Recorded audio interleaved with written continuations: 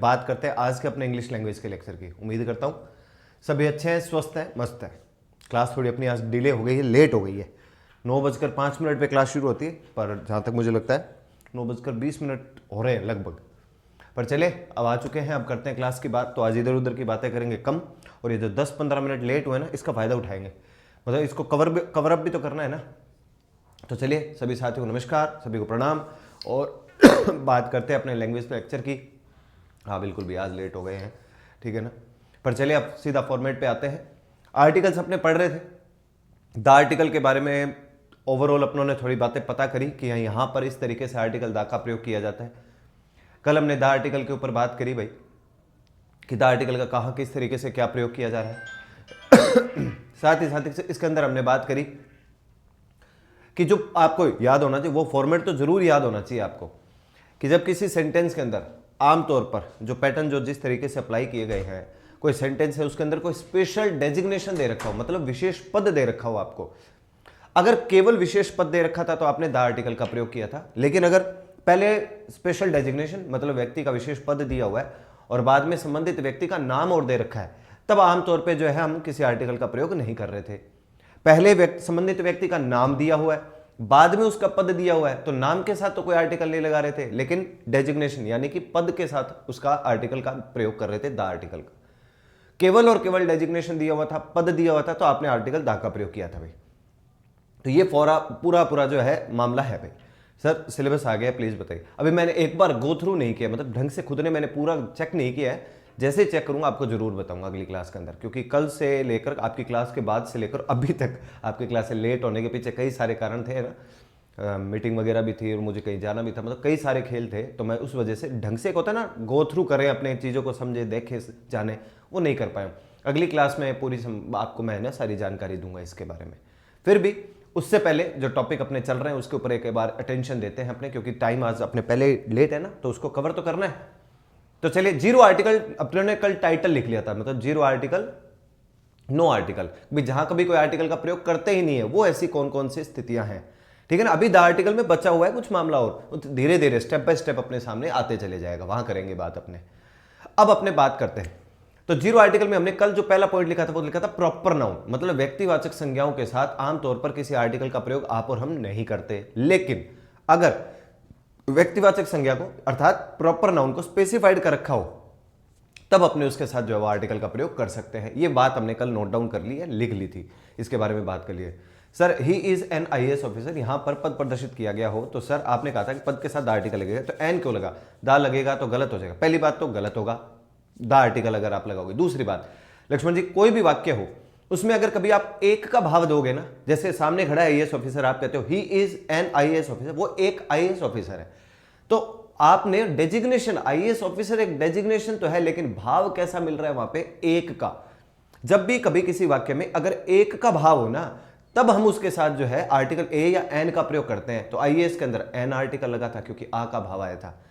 अब आप तो फिर वही बात हो जाएगी, आपने किया क्या, एक डेजिग्नेशन देखा केवल, और डेजिग्नेशन देखते आर्टिकल दा लगा दिया। इसका मतलब उस डेजिग्नेशन का, उस पद का उस वाक्य में अर्थ कैसे बनवाया जा रहा है, यह आपने अनुवाद नहीं किया। अनुवाद नहीं करेंगे तो गलती होने की गुंजाइश पूरी पूरी बनी रहेगी। उदाहरण के तौर पर मान लीजिए मैंने आपको बोल दिया कि BOO के बुक, बुक के साथ कि भाई आर्टिकल ए लगता है, तो अब बच्चा ये थोड़ी दिमाग में तस्वीर बना लेगा, अल्लाह भाई बुक के साथ तो ए ही आर्टिकल लग रहा है। मैंने आपको बताया उसको अगर स्पेसिफाइड तरीके से प्रयोग में ला रखा होगा तो द आर्टिकल भी लग सकता है। तो ये तो निर्भर करता है वाक्य में उस संज्ञा का, नाउन का प्रयोग करा कैसे गया है, ये है भाई। सर इंग्लिश का विटेज बहुत रखा है, 15 सवाल आएंगे तो जी जान लगा दीजिए। मैं तो अपने विश्रोई जी जान मेरे लगाने से क्या होगा दोस्त, है ना। मैं तो अपनी तरफ से अपना 100% देने का प्रयास करूंगा।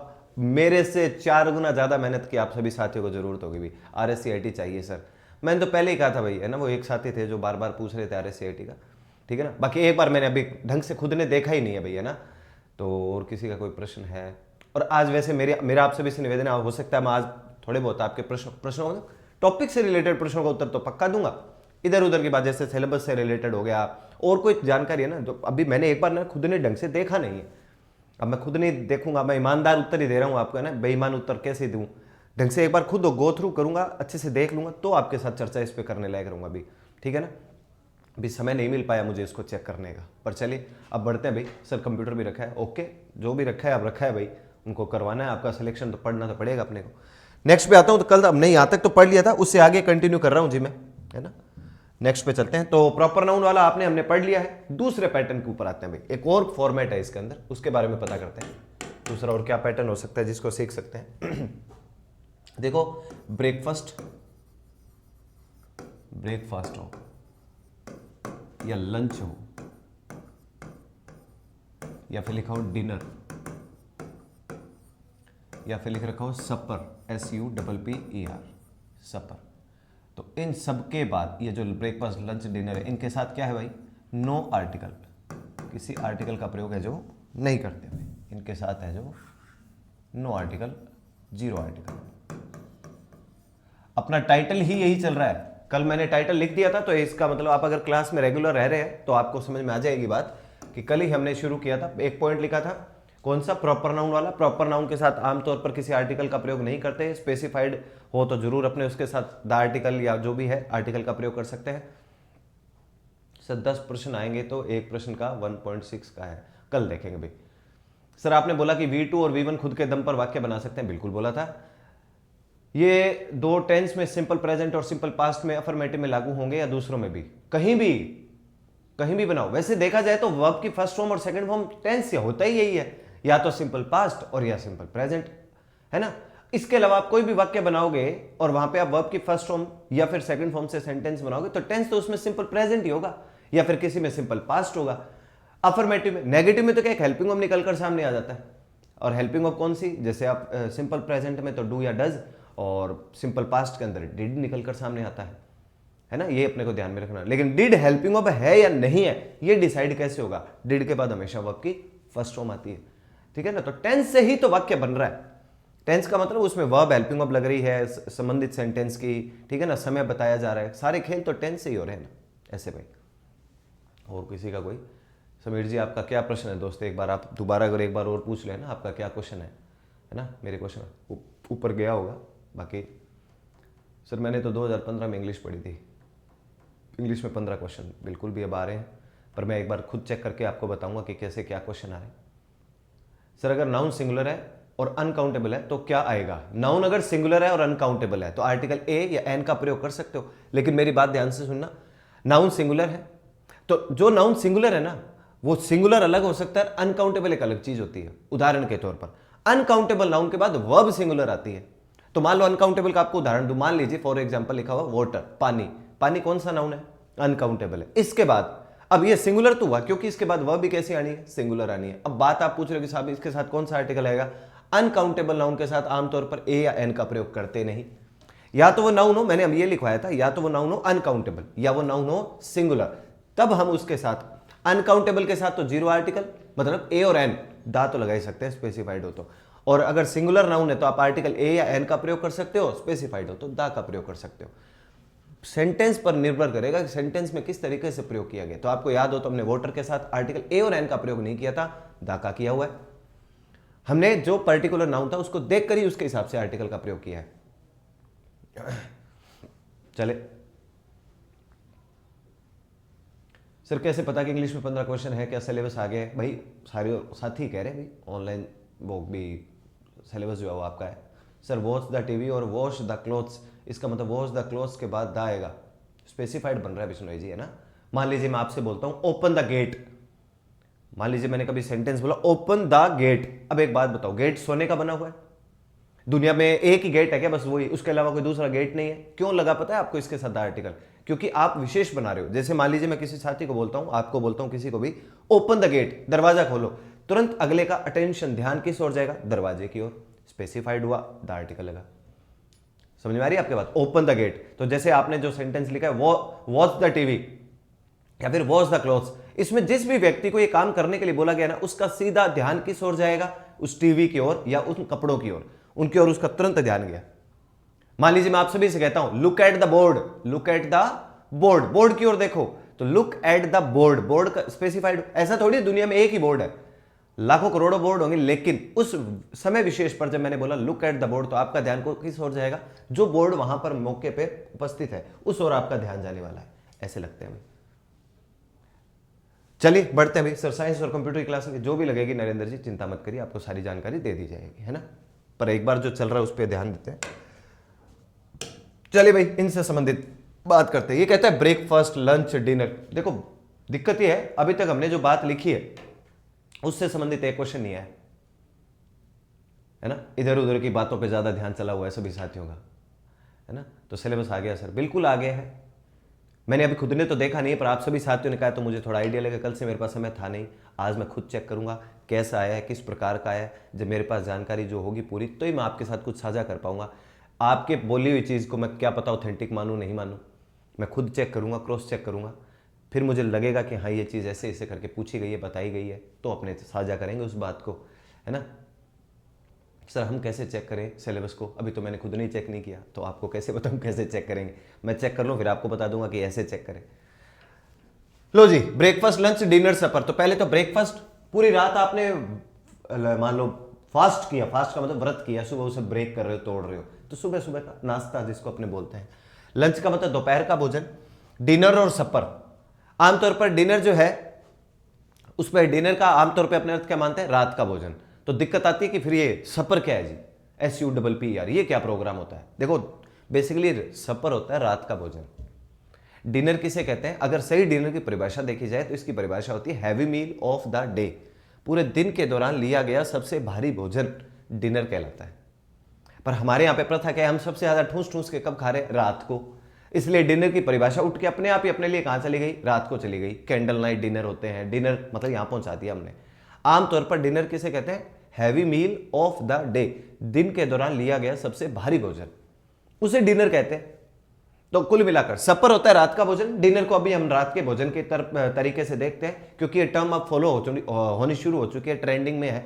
तो डिनर रात का भोजन, सपर भी रात का भोजन होता है। पर यूं नहीं कि रात को 12 बजे अगर जी भूख लग जाए तो फिर वो सपर होता है, करना रात का भोजन होता ही सपर है। डिनर तो किसे कहते हैं, heavy meal of the day, दिन के दौरान लिया गया, पूरे दिन के दौरान लिया गया सबसे भारी भोजन डिनर कहलाता है। पर हमने क्या रात में ही करना शुरू कर दिया, इसलिए डिनर चल गया। आजकल तो इस ब्रेकफास्ट और लंच के बीच में अगर किसी को भूख लग जाए तो उसका नाम और चल रखा हुआ है ब्रंच, तो ऐसे नाम चला रखे हैं, पर कोई नहीं पूछ रहा है। सर बात यह कि इनके साथ आमतौर पर जीरो आर्टिकल, टाइटल अपनों ने शुरू में कल की क्लास में लिखा हुआ है जीरो आर्टिकल, है ना। तो जीरो आर्टिकल लगेगा। अब देखते हैं वाक्य, कोई वाक्य के थ्रू सीखने का प्रयास करते हैं। मान लो सेंटेंस हो, I take blank lunch at 1 PM। ये वाक्य है जी, I take blank lunch at 1 PM। एक सेंटेंस है, blank dinner we took last night was very delicious।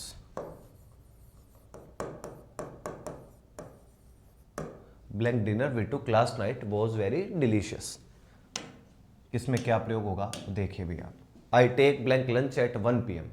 आप ही थोड़ा सा सिलेबस वाइज ही पढ़ाना सर, 4th ग्रेड लेवल का ही पढ़ाना सर, RS लेवल का नहीं। निश्चिंत रहो समीर साहब, मैं अच्छे से जानता हूँ मुझे क्या पढ़ाना है क्या नहीं पढ़ाना है। अब बस आपसे मेरा निवेदन ये है कि आप एक स्टूडेंट होने के नाते पढ़ना, है ना, कहीं आप जो है वो ध्यान और स्कीमों पे दे दो और पढ़ाई वाला हिसाब किताब आपके दिमाग से निकल जाए। तो कैसे पढ़ाना होता है वो मैं बहुत बेहतर जानता हूँ, मेरा पूरा परिवार ही टीचिंग प्रोफेशन में है। तो टीचिंग जो है ना वो ये कोई यूँ नहीं है, टीचिंग जो है व्यक्ति के मन से पढ़ाया जाता है। तो मैं तो अपनी तरफ से 100% देने का प्रयास करूँगा, आप भी अपनी तरफ से 100% देने का प्रयास करिए, क्योंकि आपके मेरे आप जितने स्टूडेंट हैं सबके अथक प्रयासों से ही आपका सिलेक्शन हो पाएगा, और सबसे बड़ा रोल तो आपका ही रहता है। आप सभी साथी मिलकर प्रयास करेंगे, मेहनत करेंगे तो लग भी जाओगे।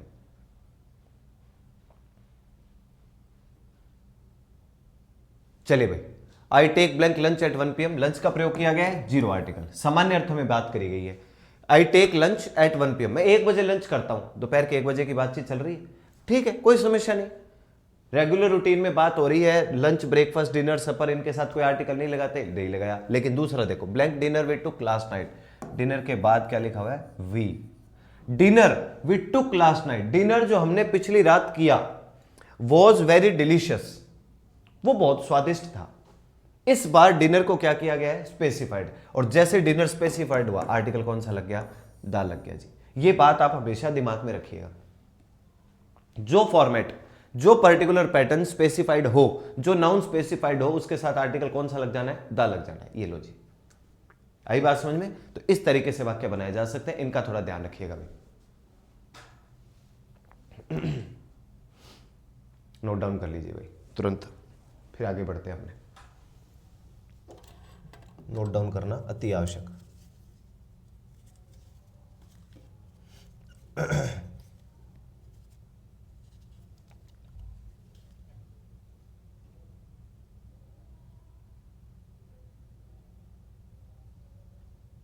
जब आप ये लिख लें मुझे बता दीजिएगा।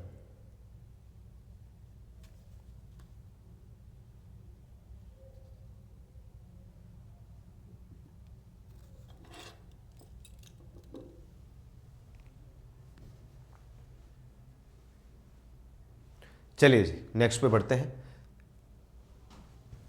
मैं नोट के थ्रू कुछ सेंटेंस लिखता हूं, नोट के थ्रू कुछ सेंटेंस लिखने का प्रयास करता हूं। एक दो सेंटेंस है जो बड़े विशेष माने गए, उनके अंदर ऐसा क्या पैटर्न जुड़ता है वो आप देखें भाई। नोट है, मैं आपको एक एग्जांपल दे रहा हूं, एक सेंटेंस दे रहा हूं। दे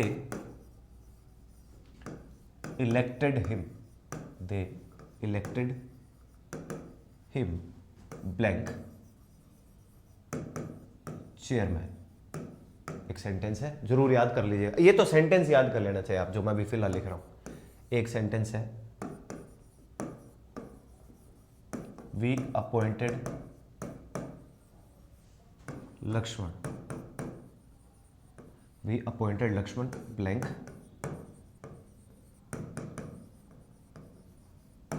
president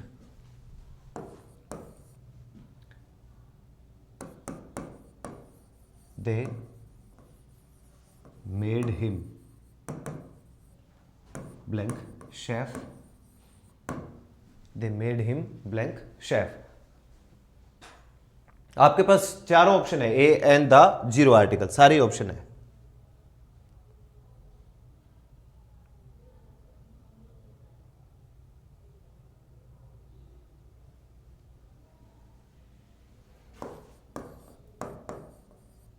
He was crowned blank king। चार सेंटेंस लिखे हैं जी मैंने। यहां वर्ब चुनिए इलेक्टेड, यहां चुनिए मैंने अपॉइंटेड, यहां चुनिए मैंने मेड, और यहां पे चुनिए मैंने क्राउंड। क्राउंड का अर्थ क्या होता है जी, ताजपोशी, ताजपोशी। इन सब में कौन सा क्या आर्टिकल लग सकता है? चाहे अभी वो कहते हैं ना, जो आप भले चाहे तुक्का ही लगाने का प्रयास करिए, अपनी तरफ से कोई भी एक उत्तर बनाने का प्रयास करिएगा।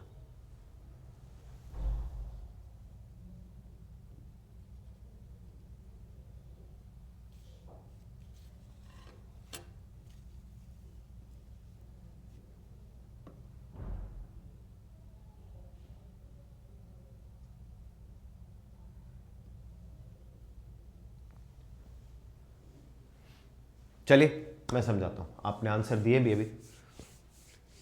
सर गुरुजी गलत हो सकता है मेरा, कोई बात नहीं, कोई फर्क नहीं पड़ता भाई। आपका गलत हो रहा है सही हो रहा है, इससे कोई भी फर्क नहीं पड़ेगा। लेकिन फिलहाल लॉजिकल तरीके से देख रहे थे, मैं आपको सिखाता हूं किसमें क्या आर्टिकल लग रहा है नहीं लग रहा है। ध्यान से देखिएगा, zero article, zero article, zero article, zero article, ये उत्तर है इनके। अब समझिए कैसे, ये क्या कार्रवाई हो गई अचानक से।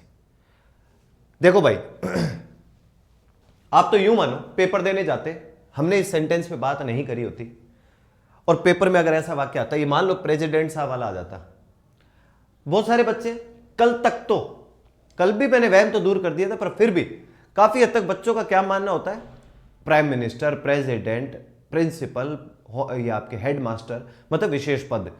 विशेष पदों के साथ कौन सा आर्टिकल लगता है, द आर्टिकल लगता है। ये उन्होंने माना हुआ था। अब वो ये भी सोचते हैं हमें तो यही पढ़ाया गया है, नहीं पढ़ाया गया ऐसा कभी भी।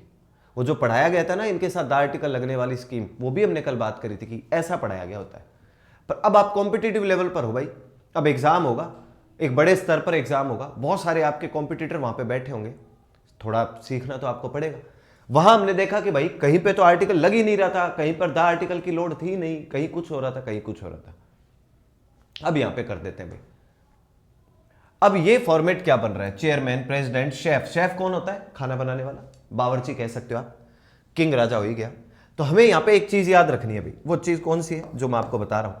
एक तो वर्ब होती है इलेक्ट, ELECT, इलेक्ट। इलेक्ट का मतलब क्या होता है, चुनना। एक वर्ब है जी अपने पास अपॉइंट। अपॉइंट का मतलब क्या होता है, नियुक्ति। एक वर्ब अपने पास मेक, MEKE, मेक। क्योंकि अब कोई कहते सर यहां तो मेड लिखी है, तो ये तो वर्ब की सेकंड फॉर्म है। मेक की सेकंड फॉर्म मेड, अपॉइंट की सेकंड फॉर्म अपॉइंटेड, इलेक्ट की सेकंड फॉर्म इलेक्टेड, और ये सारी सेकंड फॉर्म थी। फिर एक होता है क्राउन। मेक का मतलब बनाना, और एक का अर्थ होता है क्राउन। क्राउन का अर्थ मैं यहां पे लिख ही चुका हूं जी, ताजपोशी। क्राउन का मतलब ताजपोशी। तो ये क्राउन की थर्ड फॉर्म थी। ये क्राउन, कोई कहते अच्छा ये भी सेकंड फॉर्म है क्या, नहीं, ये देखो वॉज लिखा हुआ है पीछे, ये तो सेंटेंस ही पैसिव का बन गया। आप और हम एक्टिव पैसिव पढ़ेंगे तब बात करेंगे, लेकिन कुल मिलाकर ये चार वर्ब लिखे, इलेक्ट, अपॉइंट, मेक, और एक अपने पास क्राउन। इन चारों के बाद आपको सेंटेंस के अंदर याद रखिएगा, जो भी यहां क्या लिख रहा हूं मैं, प्लस नो आर्टिकल, मैं यहां पे लिख रहा हूं नो आर्टिकल, प्लस कोई ना कोई आपको नाउन जरूर दे रखा होगा। ये रूल है जी। दोबारा सुनिए, चार वर्ब है, टिप्स पे कर लो यार, चार इन उंगलियों पे रख लो इन चारों वर्ब को ही। इलेक्ट, पॉइंट है, मेक है, क्राउन है। इन चारों वर्ब के बाद, कोई भी वाक्य में लिखी हुई इन चारों वर्ब के बाद आपको किसी आर्टिकल का प्रयोग नहीं करना। अच्छा, आर्टिकल चाहे वो ए, एन, दा जो भी है, आगे कोई नाउन तो पक्का दे रखा होगा। जैसे आप देखो, दे इलेक्टेड हिम, उन्होंने उसको चुना, क्या चुना, चेयरमैन। तो इलेक्टेड वर्ब आ गई। हाँ, यहां कई बार कोई नाउन प्रोनाउन दिया हो सकता है, जैसे हिम तो क्या है, प्रोनाउन है, लक्ष्मण नाउन है, हिम क्या है, प्रोनाउन है। यहां पे अगले ने कोई नाम लिखा ही नहीं, उन सीधा लिख दिया ही वॉज क्राउन, उसकी ताजपोशी करी गई, किस तौर पर, एक राजा के तौर पर, आर्टिकल लगाया ही नहीं। तो इलेक्ट, अपॉइंट, मेक, मेक की सेकंड फॉर्म मेड या फिर क्राउंड, इन चारों वर्ब के बाद आगे जो भी नाउन दे रखा होगा उस तरफ, उससे पहले आमतौर पर किसी आर्टिकल का प्रयोग नहीं करते। ये लिख दी मैंने बात, ज्यादा इसको लंबे चौड़े तरीके से लिखने की जरूरत ही नहीं है, मैंने शॉर्ट एंड स्वीट में लिख दिया कि कौन सा आर्टिकल, नो आर्टिकल। ये चारों पॉइंट्स हैं जो आपको ध्यान में रख लेने, ये लो, elect, appoint, make, crown, plus no article, plus कोई ना कोई नाउन होगा। नाउन चाहे कोई सा भी हो, उसके पहले किसी आर्टिकल का प्रयोग नहीं करना है, चाहे कोई डेजिग्नेशन पद दे रखा हो, चाहे कोई कुछ भी दे रखा हो। प्रेसिडेंट को देखकर प्रभावित होकर द आर्टिकल मत लगा देना। चेयरमैन साहब की यार ये भी तो एक स्पेशल डेजिग्नेशन होती है, पद होता है, द आर्टिकल लगा दे, नहीं लगाना। शेफ और किंग तो चलो सामान्य बात थी, ये लगा दो भाई। अतुल जी आपने ए आंसर दिया, नहीं भी दोस्त है ना, कोई आर्टिकल आमतौर पे नहीं लगाते अपने। ये लिख लिया हो तो फिर मैं आगे बढ़ूं। सर नो आर्टिकल का परफेक्ट रोल कौन सा है, रोल नहीं रूल पूछ रहे हो शायद आप। नो आर्टिकल का परफेक्ट रूल कौन सा, अभी आएगा, देखो जितेंद्र थोड़ी देर में परफेक्ट रूल वाला हिसाब किताब भी आएगा, कि वहां तो आर्टिकल लगता ही नहीं है, ऐसी भी स्थिति बताऊंगा आपको, थोड़ी देर रुकिए बस।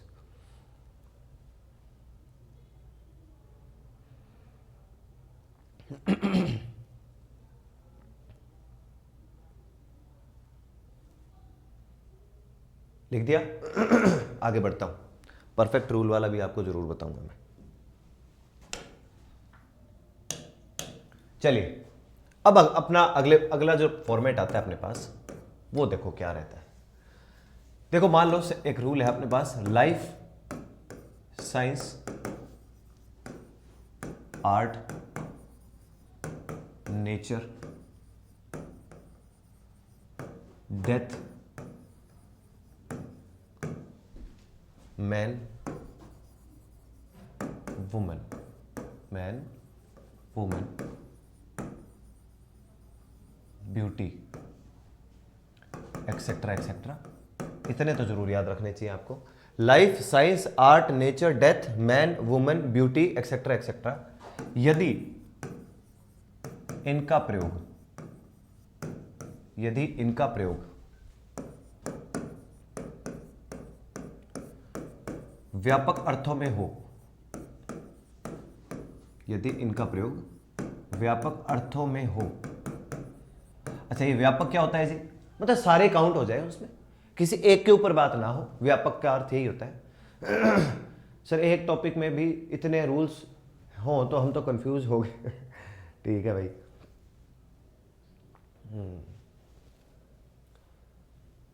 सिलेबस के अनुसार बताएं, कल आ गया है। चिंता मत करिए भाई, सिलेबस अभी मैं खुद ने अच्छे से गो थ्रू किया ही नहीं, मैं देख ही नहीं पाया था, है ना, समय के अभाव की वजह से मैं देख नहीं पाया।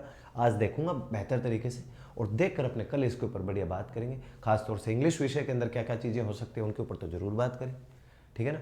बाकी आपने जरूर देखा होगा सभी साथी, अगर आप कह रहे हैं तो आपने तो जरूर ही देखा होगा। तो फिर मैं एक बार आपको उत्तर देता हूँ जितेंद्र जी, बाकी सबको मैं उत्तर दे तो चुका, इसी बात का समय का भाव रहा था, जिसी वजह से आज मैं क्लास में भी लेट आ पाया क्योंकि मुझे बाहर जाना था, कहीं पहुंचा ही। अब करेंगे, मैं आज चेक करूंगा अच्छे से क्या क्या चीज़ें आई हैं, नहीं आई हैं, किसके ऊपर अपने को कितना ध्यान देना चाहिए, नहीं देना चाहिए। कल चर्चा करेंगे इसके ऊपर विस्तृत तरीके से, तभी मैं बेहतर आपको उत्तर दे पाऊंगा। हवाबाजी में कोई गलत उत्तर दे बैठूं, कहीं आप अंधेरे में रह जाए। आपके तो करियर का सवाल है, तो मेरी जल्दबाजी के चक्कर में आपके करियर के साथ खिलवाड़ ना हो बैठे कहीं, इसलिए तसल्ली से देखेंगे। Life science, art, nature, death, man, woman, beauty, etcetera etcetera, यदि इनका अर्थ, इनका प्रयोग व्यापक अर्थों में हो तो नो आर्टिकल। तो भाई साहब कौन सा आर्टिकल कहता है ये? नो आर्टिकल, कि कोई आर्टिकल लगाओ ही मत। ठीक है जी, नहीं लगाएंगे। लेकिन किसी अन्य संदर्भ में हो, लेकिन किसी अन्य संदर्भ में हो, किसी अन्य संदर्भ में हो तो आर्टिकल अप्लाई करेंगे। तो आर्टिकल, अब वो आर्टिकल कोई सा भी हो सकता है, ए या एन या द, आर्टिकल अप्लाई करेंगे।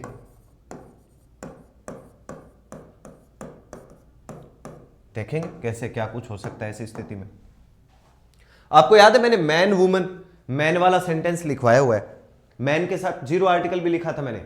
अगर आर्टिकल जिस दिन शुरू हुए थे ना, तो मैंने आपको शुरू के 3 पॉइंट्स लिखवाए थे, इन 3 पॉइंट्स पर आधारित कुछ वाक्य लिखवाए थे। फिर मैंने एक वाक्य लिखा था, मैन इज मॉर्टल, याद आ रहा है? मैन इज मॉर्टल, और मैंने वहां कोई आर्टिकल का प्रयोग नहीं किया था। आज दोबारा लिखूंगा मैं उस सेंटेंस को, ठीक है ना। सर नो आर्टिकल का क्वेश्चन कैसे बनेगा? श्रवण जी देखते जाओ, आप सारे बन जाए, आएगा भी थोड़ी देर में नो आर्टिकल, ये भी नो आर्टिकल ही है। अब देखते हैं कैसे क्या स्थिति बन सकती है इसके अंदर, किस तरीके से।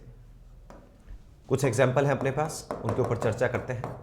पहला प्रश्न, पहला तो मैं वही लिखता हूं जो हमने एक बार पहले लिखा हुआ है, इसलिए मैन इज मॉर्टल। आज वही वाक्य दोबारा लिखने का मुझे मौका मिल रहा है, क्योंकि आज हम शायद बेहतर सीख पाएंगे उस बात को। मॉर्टल का मीनिंग क्या होता है? नश्वर। ये भी लिखा हुआ है मैंने, मॉर्टल का अर्थ था नश्वर। दूसरा, blank, woman is man's mate. Mate का अर्थ क्या होता है जी? साथी। एक वाक्य लिखते हैं अपने, blank, beauty is skin deep. चारों ऑप्शन है आपके पास, ए एन द 0 आर्टिकल। चारों में से कौन क्या लगेगा वही हमने विचार करना है। यहां पे चारों ऑप्शन है अपने पास, सीखिए आप ये। देखो दोस्तों, ये सारा अब जो वाक्य मैं आपके सामने लिखने जा रहा हूं ना, ये रीडिंग स्किल पर भी निर्भर करता है। कितना क्या वाक्य आपने बेहतर तरीके से देखा है, सुना है, उसके बारे में जाना है, इस पर बहुत निर्भर करेगा। बनाने को नियम बना दिया है, लेकिन इस नियम से इतनी मदद नहीं होगी जितना आपकी रीडिंग स्किल काम करेगी। देखो आप, मैन इज मॉर्टल, आदमी इज मॉर्टल, आदमी नश्वर है। मैन इज मॉर्टल, आदमी नश्वर है। मैंने इस पर अच्छी खासी चर्चा करी हुई है। आप मुझे बताइए, आदमी आपके बारे में बात हो रही है यहां पे या मेरे बारे में बात हो रही है? यहां पे आपके बारे में कह रहा है कि आप नश्वर है या मैं नश्वर हूं? नश्वर किसे कहते हैं? जिसका जन्म हुआ है उसने एक न एक दिन मरना ही है, जिसका नाश होता है, आज नहीं तो कल मरना तो अपने को है ही। तो मैन इज मॉर्टल, आदमी नश्वर है। तो आपके बारे में बात हुई है, मेरे बारे में? हम सबके बारे में। जन्म लिया है तो जाना तो है ही एक ना एक दिन।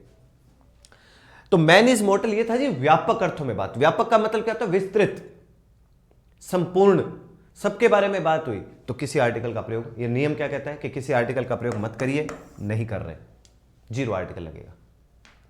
एक पॉइंट। दूसरे पे आते हैं, वुमन इज मैंस मेट। अच्छा, आपने पता है MAN सेम इसी स्पेलिंग के साथ, MAN इसी स्पेलिंग के साथ द आर्टिकल भी लगाया हुआ है। द आर्टिकल का प्रयोग किया हुआ आपने। मैं ए तक का भी प्रयोग करके दिखाऊंगा आपको, थोड़ी देर रुकिए, ए का भी प्रयोग करेंगे, लेकिन कम से कम जानकारी तो होनी चाहिए कि कब कैसे किस स्थिति में होता है। वुमन इज मैंस मेट, औरत जो है, वुमन जो है इज मैंस मेट, औरत जो है वो आदमी की साथी होती है। कौन सी औरत के बारे में बात हो रही है? औरत जो है वो आदमी की साथी होती है। किसी एक औरत के बारे में बात हुई है यहाँ पे? सभी के बारे में, व्यापक अर्थों में बारे में बात हो रही है। किसी एक औरत को इसने इंगित नहीं किया कि इनकी बात हो रही है, सभी के बारे में बात हुई, तो व्यापक अर्थों में बात हुई। कौन सा आर्टिकल? फिर जीरो आर्टिकल। ओके, तीसरे पे आते हैं, ब्यूटी इज स्किन डीप। सुंदरता जो होती है, ब्यूटी जो होती है, सुंदरता जो होती है, इज स्किन डीप, व्यक्ति के शरीर के भीतर। व्यक्ति मन से सुंदर होना चाहिए, तन से सुंदर ना है तो भी काम चलेगा। मन, व्यक्ति कहां से सुंदर होना चाहिए? मन से। अगर मन से व्यक्ति सुंदर है, मन में मैल नहीं है, तो व्यवस्था ठीक बैठ सकती है, अदरवाइज काम चलेगा नहीं। फ्रेज है ये, फ्रेज का मतलब जैसे हिंदी में होता है ना लोकोक्तियां, मुहावरे, उसी हिसाब से ये भी। गुरुजी का हमने तो इंग्लिश 12वीं के बाद अब पढ़ रहे हैं, जीरो से स्टार्ट करना। कुछ नहीं आता सर इंग्लिश में गुरुजी। मनीष जी मेरे भाई, आज पहली क्लास है क्या आपकी? लग तो नहीं रहा मुझे। पहली क्लास से लेकर आज तक की सारी क्लास देखना, आपको पता चलेगा जीरो से शुरू। और ये जीरो वाले तो है ना, एक ऐसी हमने वो कहते हैं ना जो चलन बना रखा है, जीरो से शुरू करना, 10 से शुरू करना। क्या होता है जीरो, है ना? बिल्कुल बेसिक बोलते हैं उसको, बेसिक से ही हमने शुरू किया हुआ है। चिंता ही मत करो। ऑनलाइन एक साथी ने सिलेबस लिखा था अभी, अब ये मुझे नहीं पता है कितना एक्यूरेट है नहीं है, पर वो तो मैं खुद पढ़ूंगा जब पता चलेगा। टेंस दिए हैं, वॉइस मतलब active passive, narration direct indirect, ठीक है ना, असर्टिव से नेगेटिव, इंटरोगेटिव से एक्सक्लेमेटरी, ट्रांसफॉर्मेशन भी दिया भाई उसने, ठीक है ना। वर्ड्स रॉन्गली यूज्ड, ठीक है, गलत मीनिंग दे दिए भाई साहब। यूज ऑफ आर्टिकल पढ़ ही रहे हैं, एंड डिटर्मिनर्स इसके ठीक बात पढ़ने वाले थे। Preposition, punctuation, comma, inverted comma कहाँ लगते हैं, translation of simple ordinary common sentences, ठीक है ना, अनुवाद। लो भाई साहब आप सारे सुन लो ये बात। तो अगर ये सिलेबस जो बिश्नोई जी ने लिखा है और ये एग्जैक्ट लिखा है, एक्यूरेट लिखा है, तो सारे सुन लो आप। अनुवाद आएंगे, वाक्य अंग्रेजी में लिखा आएगा, हिंदी पूछेगा, हिंदी में लिखा आ जाएगा, अंग्रेजी पूछेगा कि ट्रांसलेशन क्या होगा, अनुवाद क्या होगा। और बताओ आपको अनुवाद में आप गड़बड़ हो रखी हो, ठीक है ना। From Hindi to English and vice versa, glossary of official technical terms, ये मैं आपको करवा दूंगा, यही क्लास में हम चर्चा भी करेंगे। He wants to become an engineer बनेगा, है ना सरवण जी, इसमें एन इंजीनियर लगा देना आप, इंजीनियर को हिंदी में लिख कर देख लो, है ना। तो he wants to become an engineer, इसमें कौन सा आर्टिकल लगेगा? एन लगेगा। मनोहर सिंह जी की भी पहली क्लास है, ये पूरा सही है। ओके भी बिश्नोई जी, सर्कल आप बोर्ड पे हमें भी दिखाना सिलेबस, ठीक है जी, ओके। और बोलिए, है ना। बाकी एक बार बोर्ड के भरोसे क्यों रह रहे हो, आपके ऑफिशियल वेबसाइट आप भी खोल सकते हो, एक बार देखिएगा ना। बाकी कल अपने तो कर ही लेंगे, पर फिर भी सर मॉडल नहीं है, कोई बात नहीं, लेकिन मॉडल आएंगे, क्योंकि नाम उसने टेंस दे दिया ना, टेंस में कंडीशनल का पैटर्न बनेगा, वहां पूछे जाएंगे। एरर के क्वेश्चन आएंगे क्या सर हमारे आर्टिकल में? एरर जो होता है ना, वो एक प्रश्न पूछने का तरीका होता है, तो वो उस पर निर्भर करता है कि वो एरर के प्रश्न, क्योंकि इससे पहले आपका कभी ऐसा कोई एग्जाम तो हुआ नहीं है। मैं आपको एरर से थोड़ा गो थ्रू जरूर करवा दूंगा कि भाई कभी एरर का प्रश्न आए तो इस स्टाइल से आता है, वो चाहे फिर आर्टिकल हो, चाहे टेंस हो, कोई सा ही टॉपिक हो, XYZ कोई सा ही टॉपिक हो, ठीक है ना। एक्यूरेट लिखा हुआ है गुरुजी, बहुत अच्छी बात है। एक बार और मैं भी देख लूंगा यार, मेरी भी तसल्ली कर लूंगा मैं ना। तो चलिए पहले एक बार इधर आ जाइए भैया। अभी आप सभी साथियों से मेरा नम्र निवेदन है, अभी जो चल रहा है आर्टिकल टॉपिक आपके सिलेबस में है भाई, जितने साथी अभी आप जुड़े हुए मेरे साथ, आर्टिकल आपके सिलेबस में है, वही टॉपिक चल रहा है। आपसे नम्र निवेदन है, इधर ध्यान दो यार, क्या कर रहे हो आप, समय की कीमत को समझ क्यों नहीं रहे आप, है ना। तो एक बार इधर सभी साथी ध्यान दीजिए, आपसे निवेदन है मेरा। सिलेबस आ गया, आपने मुझे बता दिया, मुझे पता लग गया, कल बात करेंगे, चर्चा करेंगे। आर्टिकल का टॉपिक आपके सिलेबस में दिया हुआ है, वो टॉपिक ये रहा, चल रहा है ना। मुझे पहले इंग्लिश से परहेज था, कोई बात नहीं भैया, अब एक ऐसी दवाई आती है जो मैं आपको दे रहा हूँ ना यहाँ पे, उससे इस परहेज की दवाई है ये, इससे दूर रहने में फायदा है नहीं। चलिए भाई, तो ब्यूटी स्किन डीप, सुंदरता जो है व्यक्ति के भीतर, मन में सुंदर, व्यक्ति मन से सुंदर होना चाहिए। तो किस व्यक्ति के बारे में बात हो रही है, कौन सी ब्यूटी के बारे में बात हो रही है, कोई आपने स्पेसिफाइड किया, विशेष बनाया नहीं, व्यापक अर्थों में बात करी जा रही है। कौन सा आर्टिकल? Zero article. तीनों वाक्य परमानेंट याद कर लो, मेरा तो आपसे निवेदन यही है। नोट डाउन कर लीजिए, तुरंत लिख दियो।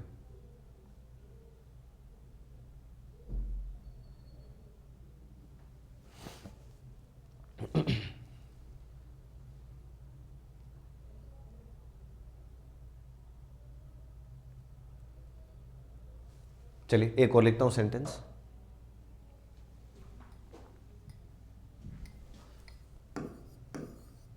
Blank nature attracts, nature attracts everyone. Blank nature attracts everyone. ठीक है जी, विचार करिएगा। ऑप्शन सारे हैं आपके पास, ए एन द जीरो आर्टिकल, सारे के सारे ऑप्शन है कि कौन सा आर्टिकल लगेगा यहाँ पे। Nature attracts everyone. फिर लिखते हैं dancing is blank art. Dancing is blank art. Blank man who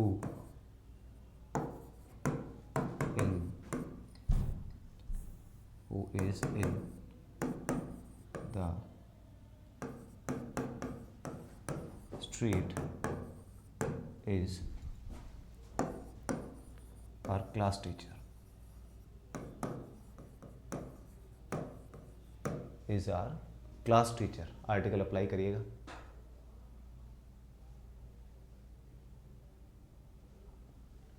Dhanraj जी एक मित्र है भी अपने साथ ऑनलाइन जुड़े हुए हैं। ये कह रहे हैं सर आप टॉपिक पढ़ाओ, जो टॉपिक से संबंधित नहीं है उसको स्किप कर दो।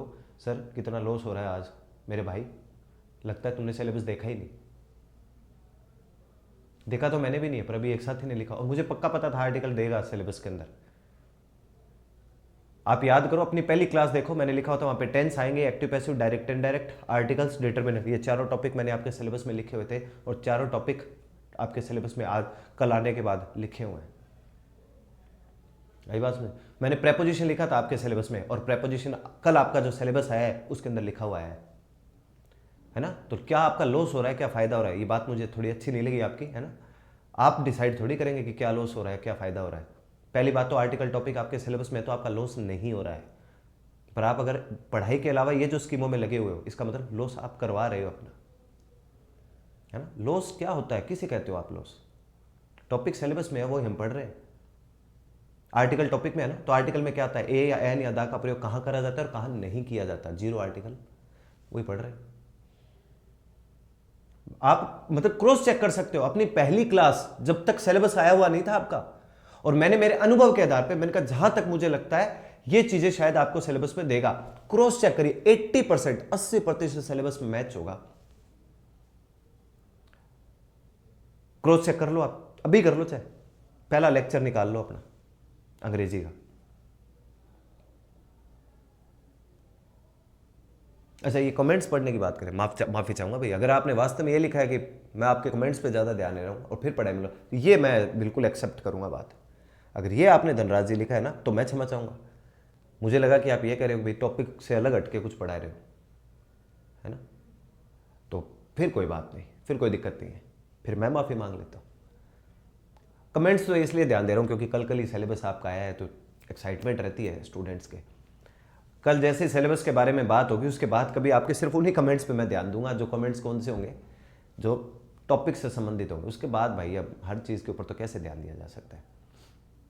ठीक है, ओके ओके धना जी, मैंने बोल दिया ना। वो एक साथी ने कहा कि सर हो सकता है कमेंट्स के बारे में बात करो, तो बिल्कुल स्वाभाविक बात है अभी।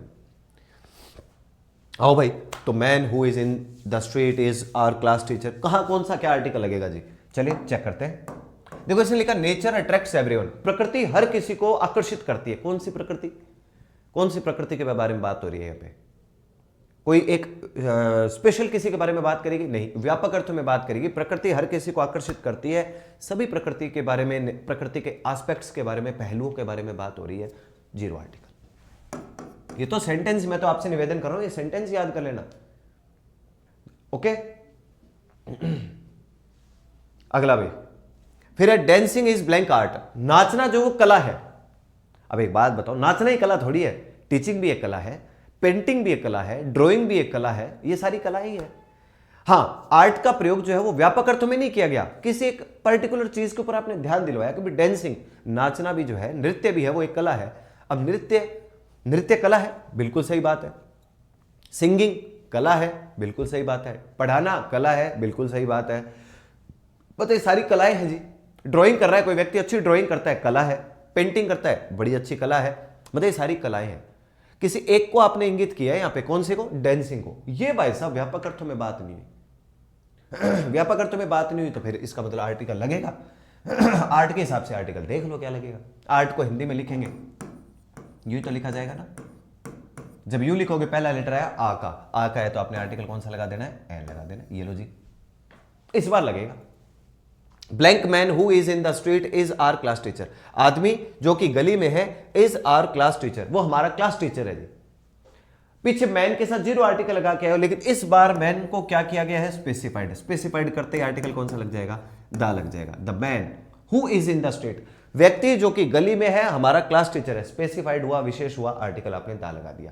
तो अगर आप में से एक भी साथी MAN की स्पेलिंग याद करके चला जाए कि गुरुजी ने कहा था MAN स्पेलिंग के साथ जीरो आर्टिकल लगता है, फंस जाएगा। क्या पता ऐसा वाक्य दे दे, है ना। इन चीजों से बचना है। जो भी नाउन हो उसको आप उस वाक्य में प्रयोग कैसे किया गया है उसे पढ़िए जरूर। पढ़ने पे आपको सही उत्तर मिल जाएगा। ठीक है, एक और देखते हैं सेंटेंस। मान लो सेंटेंस लिखा हो, blank death is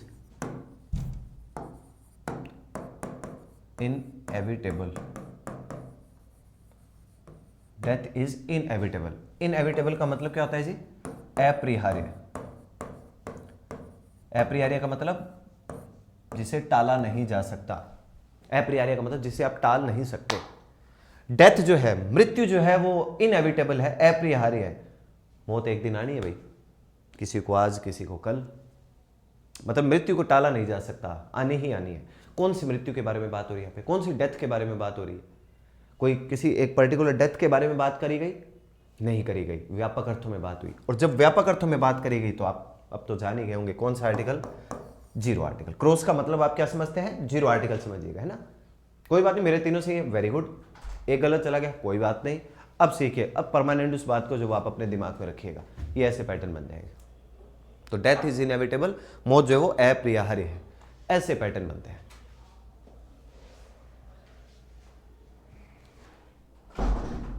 note down जरूर करिएगा जी।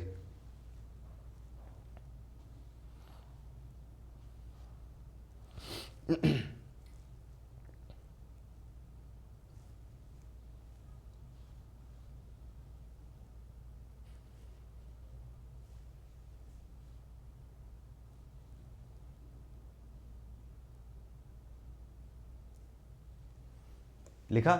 चलिए भाई, अब मैं आपको बताने वाला हूं कुछ पर्टिकुलर आर्टिकल ए या एन के कहां प्रयोग किया जा सकता। अब ऐसा नहीं है कि जीरो आर्टिकल खत्म हो गया, क्या है?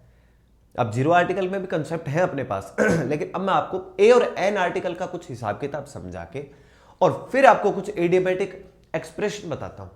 मतलब भाव, कहीं तो आर्टिकल लग ही रहा है, कहीं नहीं लग रहा, ऐसी क्या स्थिति बन सकती है। लेकिन उससे पहले आपको आर्टिकल ए या एन का कहां किस तरीके से प्रयोग करा जा सकता है वो बताना जरूरी है। एक बात आप और हम मिलकर आर्टिकल ए और एन के बारे में जरूर जानते हैं, वो पता है कौन सी? साउंड वाली। हिंदी में लिखेंगे, 5 नंबर एग्जांपल दोबारा बताना, 5वां कौन सा है? अच्छा, ये वाला। Dancing is an art. नृत्य जो वो एक कला है। तो केवल अगर आप यहां पे कोई आर्टिकल नहीं लगाओगे ना, मतलब क्रॉस लगा दोगे, तो इसका मतलब तो क्या हुआ कि भाई केवल नृत्य ही कला है। नृत्य तो कला नहीं है, कलाएं बहुत है। टीचिंग एक कला है, डांसिंग एक कला है, सिंगिंग एक कला है, ड्राइंग एक कला है। तो 70 ऐसी कलाएं होंगी। लेकिन आपने किसी एक को इंगित किया जी। आपने किसके बारे में बात करी? यहां पे डांसिंग के बारे में, नृत्य के बारे में बात करी। आपने किसी एक के बारे में बात करी, तो उसके लिए आर्टिकल एक या ए या एन का प्रयोग करते हैं। आर्ट को हिंदी में लिखा, एन लगा दिया, ऐसे होता है। डांस के भी पार्ट होते हैं। अरे है तो डांस ही। अब चाहे कोई ब्रेक डांस कर रहा है, चाहे कोई हिप हॉप कर रहा है तो वो डांस ही। कोई कथक नृत्य कर रहा है, कोई कुचिपुड़ी कर रहा है, होता है ना, वैसे है तो नृत्य ही ना वो। तो उसका एक पार्ट है, किसका? कला का। ऐसे होता है। अब मैं आपको आर्टिकल ए और एन के बारे में थोड़ा समझाना चाहता हूं, तो मैं आगे बढ़ रहा हूं, है ना। कहां आर्टिकल ए और एन का प्रयोग कर सकते हैं? अपने टाइटल रखेंगे अपने, special usages of a oblique an, a और एन का कहां क्या कुछ स्पेशल प्रयोग हो सकता है। वैसे तो आप ए और एन का साउंड के आधार पे तो आंसर देने में सक्षम हो भी, कै ख ग ग डै कॉन्सोनेंट व्यंजन, अगर इससे पहला अक्षर शुरू हो रहा है तब तो आर्टिकल लगता है ए। वोवेल स्वर ए आ ई, अगर इनसे शुरू हो रहा है तो हम आर्टिकल कौन सा लगा लेंगे, एन। समझ में आ रही बात। एक का भाव होता है ए हो चाहे एन हो, ए और एन दोनों का अर्थ क्या होता है जी, एक होता है। ये तो अपने को ध्यान रखना ही है। लेकिन कुछ ऐसी विशेष परिस्थितियां स्थितियां होती है जहां पर आर्टिकल लगता ही कौन सा है, ए या एन का ही प्रयोग किया जाता है। वो मैं आपको स्थिति थोड़ी समझाने का प्रयास करता हूं। देखते हैं कौन सी ऐसी स्थिति है जी। देखो इसमें पहला पॉइंट लिखता हूं जी मैं, ऐसी कौन सी स्थिति बनती है, संख्यात्मक इकाइयां। संख्यात्मक इकाई, संख्यात्मक इकाई के साथ ये कहता है कौन सा आर्टिकल लगाओ जी, ए या फिर एन का प्रयोग करो। वैसे तो टाइटल ही क्या लिखा हुआ अपने ने, स्पेशल यूजेस ऑफ ए और एन। ए और एन के स्पेशल क्या यूज होंगे भी।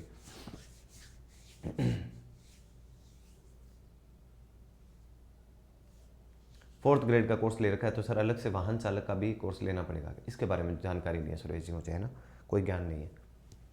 देखिए संख्यात्मक इकाई हो गई, इनएविटेबल क्या होता है, अरे लिखा था ना राजन शर्मा जी, ब्रैकेट में देखो मैंने लिखा था अप्रिहार्य, इनएविटेबल का अर्थ, अप्रिहार्य का मतलब जिसे टाला नहीं जा सकता। मैंने बोला था ना वहां पे सेंटेंस में लिखा हुआ है, चेक करो आप, कहां गया वो, ये देखो ये ब्रैकेट में लिखा हुआ इनएविटेबल अप्रिहार्य। देखते नहीं हो यार ध्यान से।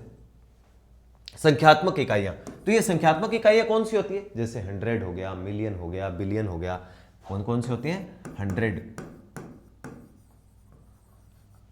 1000, मिलियन, बिलियन, डजन। डजन किसे कहते हैं, वही दर्जन, 12-12 के सेट जो आमतौर पे रहते हैं दर्जन को बोलते हैं। स्कोर, SCORE, स्कोर, स्कोर क्या होता है जी, 20-20 के सेट होते हैं। स्कोर किसे कहते हैं, देखो 12-12 के सेट हुए मतलब दर्जन का हिसाब किताब है तब तो डजन अंग्रेजी में कहते हैं, 20-20 का हिसाब किताब है तो स्कोर, स्कोर बोलते हैं ऐसे, है ना, ये फॉर्मेट बनता है, ये पैटर्न बनता है। Death is the last true of life, है ना, मौत जो जीवन का अंतिम सत्य है। तो ये यहां द आर्टिकल लगे, लास्ट है ना, लास्ट के साथ आमतौर पर द आर्टिकल लगता है ऐसे फॉर्मेट। सर लिखने का टाइम मत दिया करो, मैं PDF से लिखते हैं, नहीं फिर भी थोड़ा बहुत तो देखो लिखो, PDF से नो डाउट आप लिखते होंगे, इसमें कोई दो राय नहीं, फिर भी साथ साथ थोड़ा लिखोगे ना तो वो दिमाग में बैठता रहता है, काम आ जाएगा। ये हो गया जी, इतनी कहाँ जल्दी अपने को, आराम से करेंगे कोर्स कंप्लीट। बहुत लंबे समय बाद आप पढ़ रहे हो, ग्रेजुअली धीरे धीरे पढ़ेंगे, समझेंगे, जानेंगे चीज़ों को कैसे क्या प्रयोग में लाई जाती है चीज़ें। तो ये तो हो गया जी अपना हिसाब किताब। मैंने कुछ एक संख्यात्मक इकाइयां आपके पास रखी हैं, इनको जानने का प्रयास करते हैं, लेकिन इसमें एक कंसेप्ट अलग है, वो मैं थोड़ी देर में लिखता हूं। पहले ये तो जाने, एग्जाम्पल देखता हूं। मान लो सेंटेंस हो, I have already told you blank 1000 times, 1000 times. I have already told you blank 1000 times.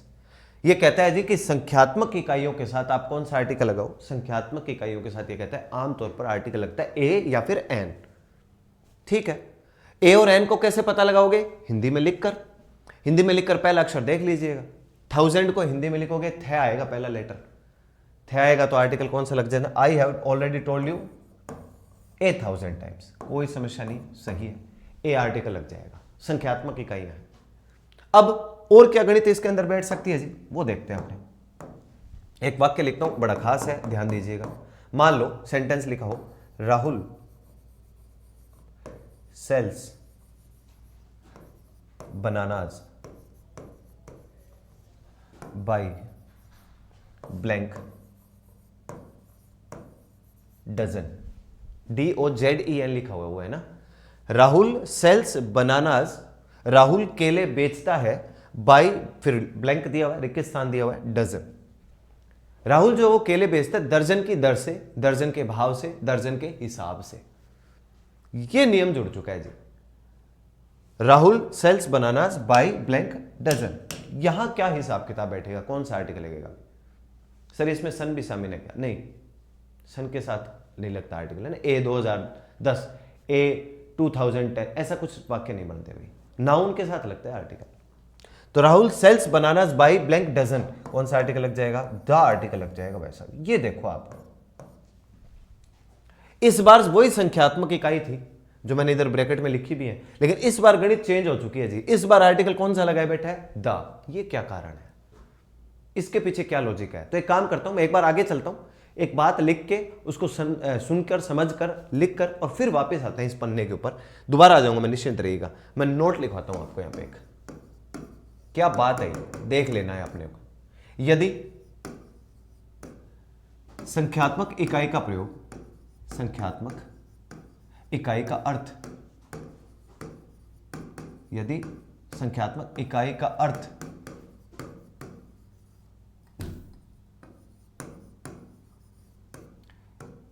की दर से, की दर से ऑब्लिक के भाव से, की दर से के भाव से के हिसाब से, के हिसाब से हो तो आर्टिकल, हो तो आर्टिकल द अप्लाई करते हैं,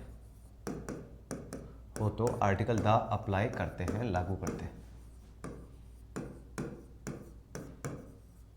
ये लो जी, दोबारा सुनो। कोई वाक्य है, संख्यात्मक इकाई उसमें दे रखी है, लेकिन अगर उसका अर्थ निकल रहा है के भाव से, की दर से, के हिसाब से, तो आर्टिकल उसी संख्यात्मक इकाई के साथ कौन सा लग जाएगा? द लग जाएगा। चलो चेक करके आते हैं। I have already told you, मैं तुम्हें पहले ही बता चुका हूं, 1000 टाइम्स, 1000 बार, मैं पहले ही तुम्हें 1000 बार बता चुका हूं। यहां 1000 लिखा होता संख्यात्मक इकाई थी, लेकिन संख्यात्मक इकाइयों के साथ ये कहते हैं आमतौर पर कौन सा आर्टिकल लगाओ? ए या एन। लगा दिया हमने ए, क्योंकि 1000 को हिंदी में लिखा, पहला लेटर था थे, हमने ए आर्टिकल चुन लिया। अगले वाक्य में बढ़िए, राहुल सेल्स बनाना, राहुल केले बेचता है ना। तो राहुल सेल्स बनाना, राहुल केले बेचता है बाय ब्लैंक डजन, दर्जन की दर से, दर्जन के हिसाब से, दर्जन के भाव से, की दर से, के हिसाब से, के भाव से। अगर ये मीनिंग निकल के सामने आ रहा हो, तब आप संख्यात्मक इकाई के साथ आर्टिकल कौन सा लगावें? द आर्टिकल लगावें, यह बेहतर उत्तर होगा। हमने वही काम किया था। Petrol is sold by the litre, petrol जब वो सोल्ड का मतलब पेट्रोल इज सोल्ड, पेट्रोल बेचा जाता है, पेट्रोल बेचा गया किसकी दर से भाई? लीटर की दर से, लीटर के हिसाब से, लीटर के भाव से, की दर से, के हिसाब से, के भाव से। अगर ये मीनिंग निकल कर सामने आए तो द आर्टिकल लगाना है, लगा दिया। इसे लिख दो, अगली बात और लिख देना।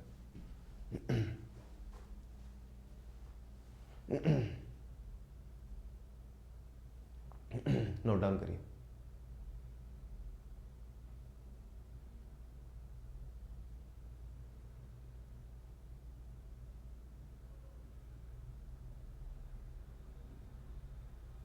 कमेंट आया भैया, लंबा चौड़ा कष्ट लिखा है गिरिराज जी ने। सर एक चीज बताओ, आप रोज 2 आवर की कॉल्स ले रहे हो, तो क्लासेस बोल लिखना चाह रहे होंगे, पर कोई बात नहीं, तो थोड़ा सोचो, पहले का ही पूरा नहीं हो रहा है, ठीक है। अब फिर इन्होंने आगे एक लाइन और लिखी कि रोज रोज के ड्रामे हो गए हैं, आप सब का खुद का ही सोच रहे हो, दूसरों का भी सोचो, आप खुद सोचो, थोड़ी रहम करो। ठीक है दोस्त, आपने अपना कष्ट लिखा, मैंने कमेंट में बोला भी आपका, चाहता तो मैं आपका कमेंट बोलता भी नहीं, इग्नोर हो जाता। फिर भी आपकी बात का जवाब देना मुझे लगा, क्योंकि आप स्टूडेंट हैं, पहली बार कोई कोर्स आपके सामने आया है, नज़रों के सामने, तो स्वाभाविक है आपके मन में हलचल तो होगी। अगर हम रोज़ 2 घंटे की क्लास ले रहे हैं, 1 घंटे की क्लास ले रहे हैं, 4 घंटे की ले रहे हैं, 6 घंटे के लिए, जो भी है, आपने एक लाइन लिखी इसके अंदर कि हमारे से तो पहले का ही पूरा नहीं हो रहा है, ये गलती किसकी है, आपकी या मेरी?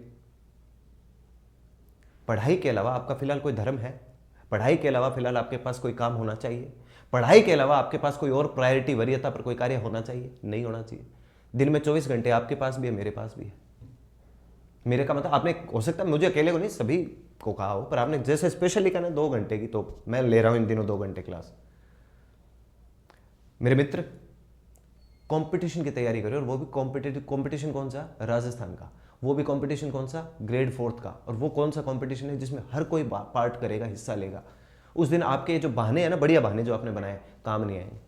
लोगों को आपके केवल एक ही बात से फर्क पड़ेगा एग्जाम होने के बाद कि दोस्त सिलेक्शन का क्या हुआ। अगर आप बोलोगे सिलेक्शन हो गया, वेरी गुड। अगर आप बोलोगे सिलेक्शन नहीं हुआ, तो आपसे उसका फिर कारण नहीं जानना चाहेंगे, कोई सहानुभूति नहीं दर्शाएगा। आप चाहेंगे कि लोग मुझे सहानुभूति दे, कोई सुनने नहीं आएगा। मेरा आपसे निवेदन है गिरिराज, पढ़ ले दोस्त, आनी जानी केवल इसी बात में है। हमारा काम है पढ़ाने का, आपका काम है पढ़ने का। रिकॉर्डिंग में आपके पास सारे लेक्चर रहते ही हैं, कभी आप कवर नहीं कर पाओ, कोई बात नहीं, स्नेह स्नेह, धीरे धीरे, चरेवेती चरेवेती, चलते रहो, धीरे धीरे करके चीजें सीखते रहो, समझ में आ जाएंगी चीजें। अननेसेसरी क्यों अपने दिमाग के ऊपर बर्डन ले रहे हो मेरे भाई? मित्र हो इसलिए ज्ञान दिया है, इसलिए आपको सलाह दी है। बाकी आप सबका करियर है, भविष्य है, आप जानो, आपका काम जाने। मेरे जैसों का क्या काम है? आएंगे, मेरे जैसा कोई जय मार करके चले जाएगा, अपना कोर्स कंप्लीट करवा के चला जाएगा, मतलब अपनी ड्यूटी निभाकर चला जाएगा। आपकी ड्यूटी जो मेन थी वो कौन सी थी? पढ़ने की, उससे दिमाग हिटा रखा है। हो गई बात, समझ में आई आपके? बाकी आप पर है। क्लास जो जिस हिसाब से चल रही है, क्योंकि कोर्स समय पे कंप्लीट करवाना भी एक ड्यूटी रहती है। पढ़िए भाई, सभी साथी जितने भी आप साथ जुड़े हुए हैं मेरे, हर किसी की अभी संशय का तो जवाब नहीं दे पाऊंगा, फिर भी मैं थोड़ा ध्यान जरूर देता हूं कमेंट के ऊपर कि यार किसकी क्या समस्या चले। और चूंकि फिलहाल अपने पास थोड़ा समय है, सर सिनोनिम एंटोनिम और वन वर्ड्स नहीं दिए हैं, तो सर अगर ये नहीं आए तो फायदा होगा। अब देखो सिलेबस में है ही नहीं, तो क्या ही कर पाएंगे भैया ना, क्यों ही अपने इसके ऊपर टाइम लगाएंगे। सिलेबस जो दिया है उस पर अपने जरूर बात करेंगे हर हालत में। सर जी फालतू बकवास करें आप, इनका जवाब नहीं, अभी अपने पास समय है सभी के प्रश्नों। फालतू बकवास ने, दोस्त की भावनाएं थी उसने रख दी, अपने ने उसका उत्तर दिया, अपने उससे नाराज थोड़ी है। ओके जी, ये थोड़ा हिसाब किताब है, थोड़ा ध्यान रखिएगा और इसके आगे ये लाइन लिख लीजिएगा, काम आएगी। ये जरूर लिखनी जरूरी है आप सभी साथियों का ना, कि इधर से, के भाव से, के हिसाब से। तो आर्टिकल दा अपना लगा देना है, लगा दीजिएगा, नोट डाउन करो इसको तुरंत प्रभाव से।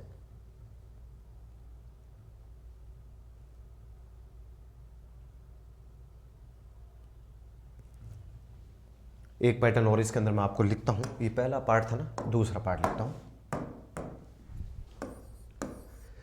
हरि ओम।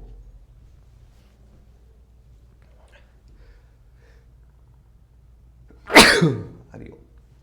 तबीयत खराब है भाई।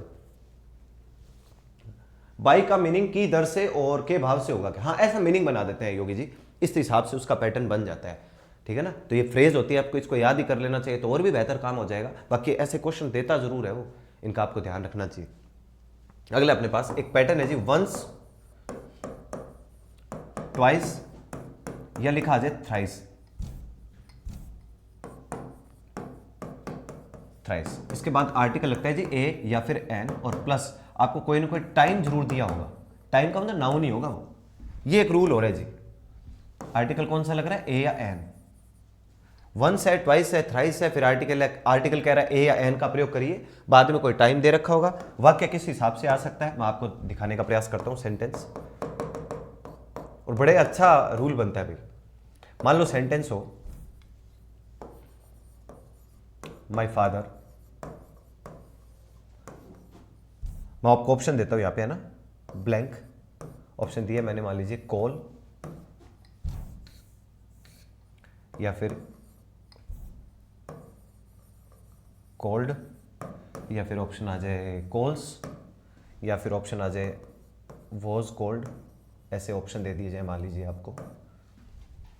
माय फादर, फिर मैंने ऑप्शन दे दिया आपको, वर्ब आप बताइएगा, अभी हमने कोई टेंस वगैरह नहीं पढ़े, वैसे ही पूछ रहा हूं।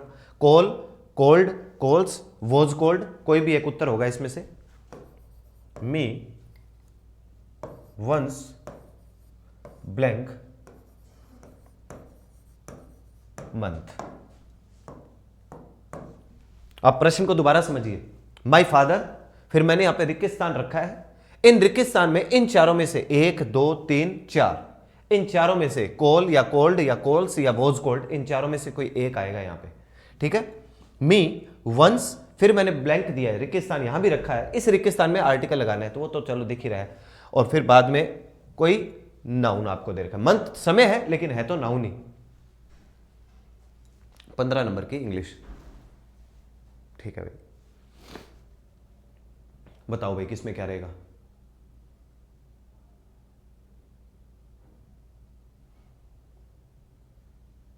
तुरंत बताइए क्या कहाँ क्या होना चाहिए। इसमें तो आप तुक्का लगा दो, क्योंकि अभी तक हमने कोई टेंस वगैरह पढ़े नहीं है और सिलेबस में टेंस आ ही चुके हैं, तो कौन सा क्या लगाओगे बिना पढ़े ही। अगर एक बार तुक्का लगाना पड़ जाए तो क्या करेंगे आप।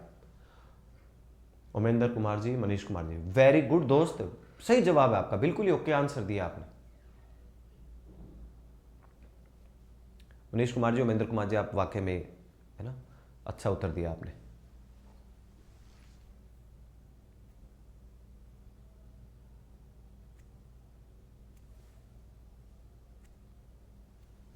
चलिए पहले तो यहां बात कर लेते हैं ना। बहुत सारे साथियों ने सही उत्तर दिया, कुछ साथी गलत पे गए, कोई बात नहीं, कोई फर्क नहीं पड़ता। सरिता जी सही उत्तर है जी आपका भी, और अभी जी आपका भी सही उत्तर है दोस्त। आओ भाई, और किसका है, अभी जी आपका सही था जवाब है ना। आओ, my father blank me once blank month. पहले तो यहां आर्टिकल लगा देता हूं, यहां तो आर्टिकल आएगा ए, क्योंकि मंथ को हिंदी में लिखोगे, मैं लिख ही देता हूं मंथ, मंथ को हिंदी में लिखोगे, पहला लेटर मैं आ रहा है, आर्टिकल लग गया ए। तो वंस, ट्वाइस, थ्राइस दे रखा हो, उसके बाद कोई टाइम दे रखा हो, उसके पहले आर्टिकल कौन सा लग जाना, ए या एन, मंथ के हिसाब से ए लग गया, सही उत्तर था। अब बात करते हैं यहां पे क्या लगाना, तुक्का ही लगाना था है ना। या आंसर जो है ना जी वो है CALLS calls, CALLS calls, calls answer है। बहुत सारे साथियों ने आंसर जो दिया है, बहुत सारे साथियों ने, एक तो या तो कईयों ने लिखा कोल्ड और कईयों ने लिखा वॉज कोल्ड, कोल्ड वाले साथी ज्यादा थे, CALLED। उन्होंने देखा कि ले भाई, उनकी ये लाइन वंस को देखते याद आ गई, once upon a time there was a king, ये लाइन याद आई होगी उनको। कोल्ड पता है उन्होंने क्यों लगाया, शायद उनके लाइन याद आ गई इस वंस को देखकर, once upon a time there was a king, वो लाइन याद आई उनके, और उन्होंने लगा यार पास्ट की बात होती है, वंस का मतलब तो पास्ट की बात हुई, और पास्ट के हिसाब से उन्होंने उत्तर कौन सा चुन लिया। कुछ साथियों ने कोल्ड और कुछ ने वॉज कोल्ड, गलत तो दोनों ही है, लॉजिक ठीक ठाक सा लगाने का प्रयास कर रहे थे वो। लेकिन अब हम सीख लेते हैं जी पहली बार, और जिन मेरे साथियों ने उत्तर दिया CALL, केवल इतने मतलब कोल, अरे मेरे भाई, माई फादर, पिताजी, पिताजी एक वचन होते हैं बहुवचन, पिताजी तो एक वचन हुए ना, बहुवचन तो कहां से होंगे, पिताजी हुए एक वचन, एक वचन के साथ सिंपल प्रेजेंट टेंस में वर्ब की फर्स्ट रो में एस या फिर यस जुड़ जाता है। कोई बात नहीं, अगर ये चीज अभी आपको नहीं आती, हम टेंस में सीखेंगे, नो डाउट। सर सिंस भी है, सिंस कहां लगा दिया भाई मैंने, सिंस नहीं लगाया यार मैंने, वंस लगाया, वो सिंस वाला रूल अलग होता है ना, यहां पर तो वंस, ट्वाइस, थ्राइस लिखा हुआ है मैंने। अब आई जी बात, माय फादर सिंगुलर था, आपने कोल के अंदर क्या जोड़ दिया, एस, कारण क्या है मैं याद दिला देता हूं, बाकी टेंस में जरूर पढ़ाऊंगा। कभी भी ऐसा सेंटेंस है ना वंस, ट्वाइस, थ्राइस और ए और एन आर्टिकल वाला, और बाद में कोई समय दे रखा हो, याद रखिएगा आर्टिकल तो ए और एन है, और टेंस हमेशा कौन सा लगता है, सिंपल प्रेजेंट टेंस। ऐसे वाक्यों में टेंस लगाते हैं सिंपल प्रेजेंट टेंस, परमानेंट यहां बिठा लीजिए, काम आएगा। मैं आपको सिंपल प्रेजेंट में भी पढ़ाऊंगा, लेकिन एक बार के लिए यहां तो याद कर ही लो। तो माय फादर कॉल्स मी, मेरे पिताजी मुझे फोन करते हैं, वंस अ मंथ, महीने में एक बार, महीने में एक बार, ये रूल है जी। टेंस कौन सा लगता है, वंस, ट्वाइस, थ्राइस, उसके बाद आर्टिकल तो ए या एन, बाद में कोई समय आपको दे रखा होगा, समय का मतलब नाउन, और ऐसे वाक्यों में टेंस कौन सा लगाते हैं जी, सिंपल प्रेजेंट टेंस लगाते हैं। वंस अपॉन अ टाइम, वो पूरी की पूरी एक फ्रेज थी, once upon a time there was a king, एक समय की बात है, एक राजा था, वो सेंटेंस से लगता है। सर मेरे पिताजी मुझे महीने में एक बार फोन करते हैं, यही सही है क्या सर, हाँ बिल्कुल ये सही है। और हाँ अनुवाद तो अब सीख ही लो, अब तो आपके सिलेबस में जोड़ दिया है ना, वॉइस वर्ड से करवाएगा वो, मतलब अनुवाद करवाएगा हिंदी से अंग्रेजी में, हिंदी से अंग्रेजी, अंग्रेजी से हिंदी में। तो मेरे पिताजी मुझे महीने में एक बार फोन करते हैं, यही सही है भाई, इसका ट्रांसलेशन एकदम ओके। सर इसका पास्ट सिंपल क्या होता है, अभी तो जरूरत नहीं है इसके पास्ट सिंपल को बनाने की, इसको जरूरत ही नहीं है, पर अगर बाई चांस पास्ट सिंपल बनाना होता तो कोई दो राय नहीं है, कोल्ड करते हैं, CALLED cold, simple past verb की सेकंड फॉर्म लगाते हैं। लेकिन ये तो ना फिक्स नियम है कि टेंस लगता है ऐसे वाक्यों में सिंपल प्रेजेंट है। ये लो टेंस का एक रूल याद हो चुका है, करिए इसे नोट डाउन, फिर आगे बढ़ता हूं।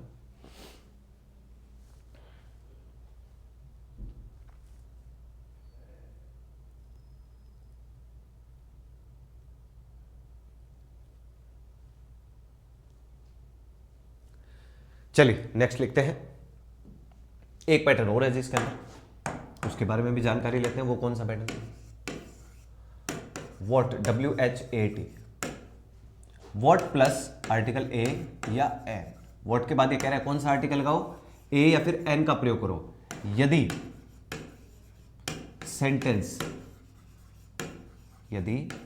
सेंटेंस एक्सक्लेमेटरी हो। ये क्या मामला होता है? एक्सक्लेमेटरी का मतलब विस्मयादि।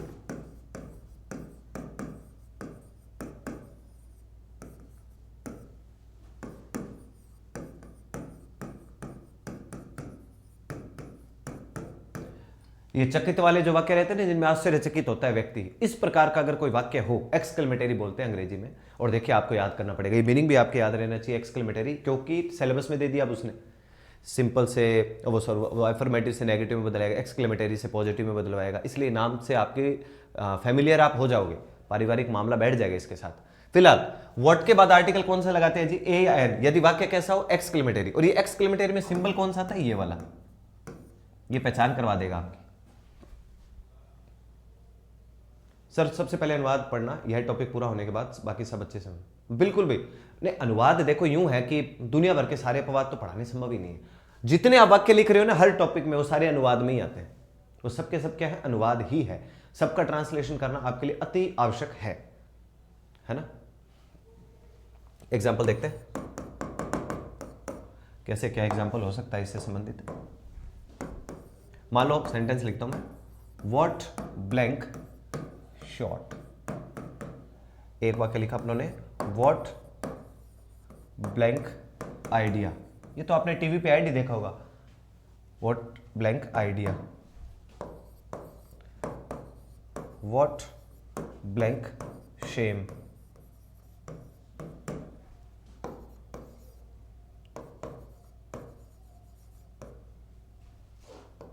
What blank pity. चलिए जी, ये वाक्य है अपने पास फिलहाल। व्हाट ब्लैंक शॉट, भाई साहब क्या शॉट है, प्रश्न नहीं पूछा उसने, चकित हुआ वो, क्या शॉट लगाया भाई साहब। व्हाट आर्टिकल कौन सा लगे, या तो ए या एन। पता कैसे चले, इस सिंबल से। ये जो सिंबल मैंने सब में लगाया है, और सिंबल आप तो याद कर लो, सिलेबस में और दे दिया उसने, पंक्चुएशन सिलेबस में दिए बैठा है वो, तो पंक्चुएशन के हिसाब से भी पता होना चाहिए कि सिंबल किस चीज के है, एक्सक्लेमेटरी सेंटेंस के। तो व्हाट ब्लैंक शॉट, क्या शॉट है भाई साहब। सर एक्सक्लेमेटरी सेंटेंस में सैड टू, टोल्ड मी वाले टॉपिक में भी आता है ना। हाँ, अपने वहां सीखेंगे जब डायरेक्ट इनडायरेक्ट पढ़ेंगे ना, तो वहां पे ये जो एक्सक्लेमेटरी सेंटेंस होंगे ना, वहां पे exclaimed with Joy, exclaimed with sorrow, वहां आएगा इसका जिक्र। यहां भी फिलहाल तो नहीं है उसके बारे में बात, ठीक है ना। बिल्कुल भाई, सबका उत्तर सही है आपका। सर सिलेबस में तो वर्ब टॉपिक तो नहीं है। हाँ, बढ़िया प्रश्न पूछा आपने। तो कई सोचेंगे अल्लाह, पहली दूसरी क्लास जो थी वर्ब को लेकर वो तो हमारी रफा दफाई हो गई। मेरे भाई, पहली दूसरी क्लास तो मैंने आपको कहा था कि चाहे कुछ भी सिलेबस आ जाए, पहली दूसरी क्लास के बगैर आप कोई सा टॉपिक नहीं सीख सकते बिना वर्ब के। वर्ब कोई टॉपिक थोड़ी है, एक बात बताओ, वर्ब कोई टॉपिक है, क्रिया। वर्ब तो आप यूं मानकर चलिए मेन आधार है। खून, मान लीजिए हमारे शरीर में खून कोई पार्ट थोड़ी है, बिना खून के कोई सा पार्ट काम करेगा नहीं, यूं मान लो आप। तो अंग्रेजी के तो खून क्या है, वर्ब है। मेन जान किस में है, खून। वो खून में क्या, वर्ब में है। बिना वर्ब के कोई वाक्य पूरा नहीं कर पाओगे आप।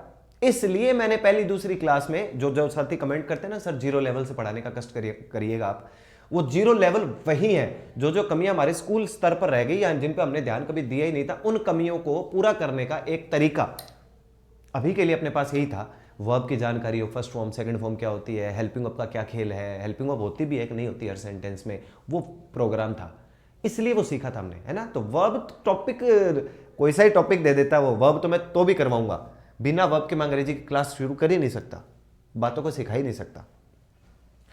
तो व्हाट अ शॉट, क्या शॉट है वैसा। What blank idea, what an idea, an क्यों लग गया, आइडिया को हिंदी में लिख लो, आइडिया को हिंदी में लिखो, पहला लेटर आ का आएगा, एन लग जाएगा। व्हाट अ शेम, शेम का मतलब शर्म, कितनी शर्म की बात है। व्हाट अ शेम का मतलब क्या हुआ, ट्रांसलेशन, कितनी शर्म की बात है। तो सामने वाले ने ये नहीं पूछा कितनी शर्म की बात है, वो चकित हुआ, अरे यार कितनी शर्म की बात है, चकित हुआ है वो। What blank pity, what a pity, कितने दुख की बात है, पिटी का मतलब दुख, कितने दुख की बात है। व्हाट ए पिटी, यार कितने दुख की बात है, क्या करके छोड़ा है यार। व्हाट ए शेम, कितनी शर्म की बात है। व्हाट एन आइडिया, क्या आइडिया भाई, क्या विचार है तेरा। व्हाट ए शॉट, क्या शॉट लगाया भाई। इनमें सब में वो प्रश्न नहीं पूछ रहा, सब में चकित हो रहा है। चकित होने के सेंस में, अच्छा गुरुजी पता कैसे चलेगा, मैं बताता हूं। सिंबल जिंदाबाद है, सिंबल लिख रखा होगा, आगे जो हिसाब किताब आपको दे रखा हो उसे हिंदी में लिख लेना, उस हिसाब से आर्टिकल लग जाएगा। There is no verb, there is no sentence अंग्रेजी। ठीक बात है, बिना वर्ब के सेंटेंस हिसाब किताब ही नहीं है। इसीलिए मैंने पहली दूसरी क्लास में उन्हीं पर बात करी थी, सब्जेक्ट ऑब्जेक्ट है ना, वर्ब, हेल्पिंग वर्ब, इनके बारे में हमने चर्चा करी हुई है। सर आज के लिए इतना ही एंड कर दो प्लीज़। यार अभी तो 10:30 ही हुए मेरे दोस्त, है ना, 5-10 मिनट पहले तो मैं वैसे ही छोड़ देता हूँ। थोड़ा बहुत और सीखो, ऐसे क्या कर रहे हो। और अच्छा 5-10 1 मिनट 10 पता नहीं 15 मिनट तो हम पहले ही लेट थे, मैं पहले ही लेट आया था, आप तो सभी समय पे उपस्थित थे पर मैं ही लेट आया था। लिखो इसे तुरंत।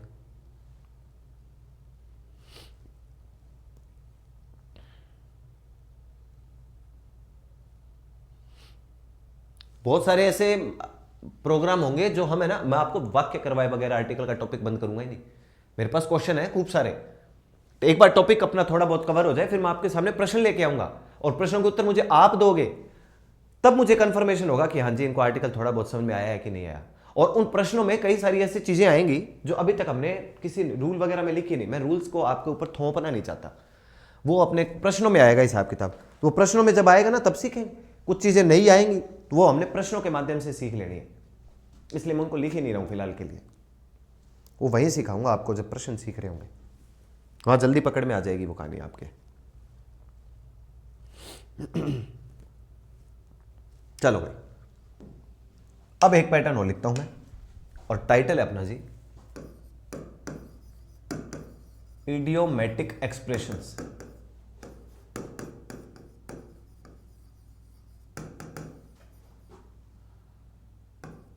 अब ये क्या चीज है जी, ये कौन सा टॉपिक है। टॉपिक वही है, आर्टिकल ही चल रहा है, इडियोमेटिक एक्सप्रेशंस। आप आसान भाषा में लिख सकते हो भाव। थोड़ा मेरी बात को ध्यान से सुनिएगा आप। अब तक हर आर्टिकल, कहीं कोई आर्टिकल लगा रहे हैं, कहीं कोई आर्टिकल हटा रहे हैं। किसी आर्टिकल को लगाने के पीछे, हटाने के पीछे कोई कारण था हमारे पास कि इसलिए हट जाएगा, इसलिए लग जाएगा। ऐसा कोई ना कोई कारण तो रहा, कुछ ना कुछ बात उसके पीछे रही, कोई ना कोई लॉजिक हमने सोचा। अब ध्यान से सुनना, टाइटल पता है क्या लिखा है? हमने लिखा है इडियोमेटिक एक्सप्रेशंस। टाइटल का रट्टा मत मारना। इडियोमेटिक एक्सप्रेशंस का अर्थ होता है भाव। मतलब कई ऐसे पैटर्न, कई ऐसे तरीके बने हैं जहां कोई या तो आर्टिकल लग ही रहा है या नहीं ही लग रहा। कहीं तो कोई आर्टिकल लगता ही है और कहीं कोई आर्टिकल नहीं लगता जी। कोई कह दे कि साहब कारण क्या है, कोई कारण नहीं है, बना दिया अंग्रेजों ने, वैसे ही फॉलो करना है भाई। सर P5 कराना सर अदर एग्जाम के, बिल्कुल कराएंगे, निश्चिंत रहिए, जरूर कराऊंगा, है ना। पर एक बार पहले टॉपिक थोड़ा सा कमांड में आए हमारे यहां, तो जरूर ध्यान रखिएगा। अब मैं जो आपको इडियोमेटिक एक्सप्रेशन लिखवा रहा हूं, इसके अंदर आने वाली समस्या, पहला, जितने भी लिखेंगे हो सकता है आपको याद हो, कोई 2, कोई 4, कोई 5 शुरू में, पर कोई बात नहीं, इनमें लॉजिक नहीं लगते कि क्यों लगा, क्यों नहीं लगा, ऐसे क्यों, वैसे क्यों। इन प्रश्नों का उत्तर कोई बेहतर नहीं रहता अपने पास, है भाई साहब वो एक्सप्रेशंस, वैसा का वैसा याद कर लोगे, वाक्य में अगर लिखा है तो ज्यादा काम आएगा। तो ये है पैटर्न, कुछ इस तरीके से फॉर्मेट रहते ही है, उनको सीखना हमारे लिए जरूरी है। कुछ इडियोमेटिक एक्सप्रेशंस आपके सामने लिख रहा हूं, सारे दुनिया भर के नहीं लिखने जाने संभव, नया दुनिया भर के मुझे याद, पर जो खास खास है कॉम्पिटिटिव एग्जाम के हिसाब से आ सकते हैं, उनके बारे में बात करना जरूर जरूरी है। देखते हैं ऐसी क्या स्थितियां हैं, ऐसे कौन कौन से पैटर्न बन सकते हैं। देखता हूं, पहला पॉइंट, एक पॉइंट के बारे में अपने बात करते हैं, जैसे काइंड ऑफ, एक फॉर्मेट बनता है अपने पास, TYPE, टाइप ऑफ, एक फॉर्मेट बनता है अपने पास रैंक ऑफ। आपके पेपर को ध्यान में रखते हुए खास खास कुछ लिख ही रहा हूं, kind of, type of, rank of लिखा हुआ है ना, ये OF, position of,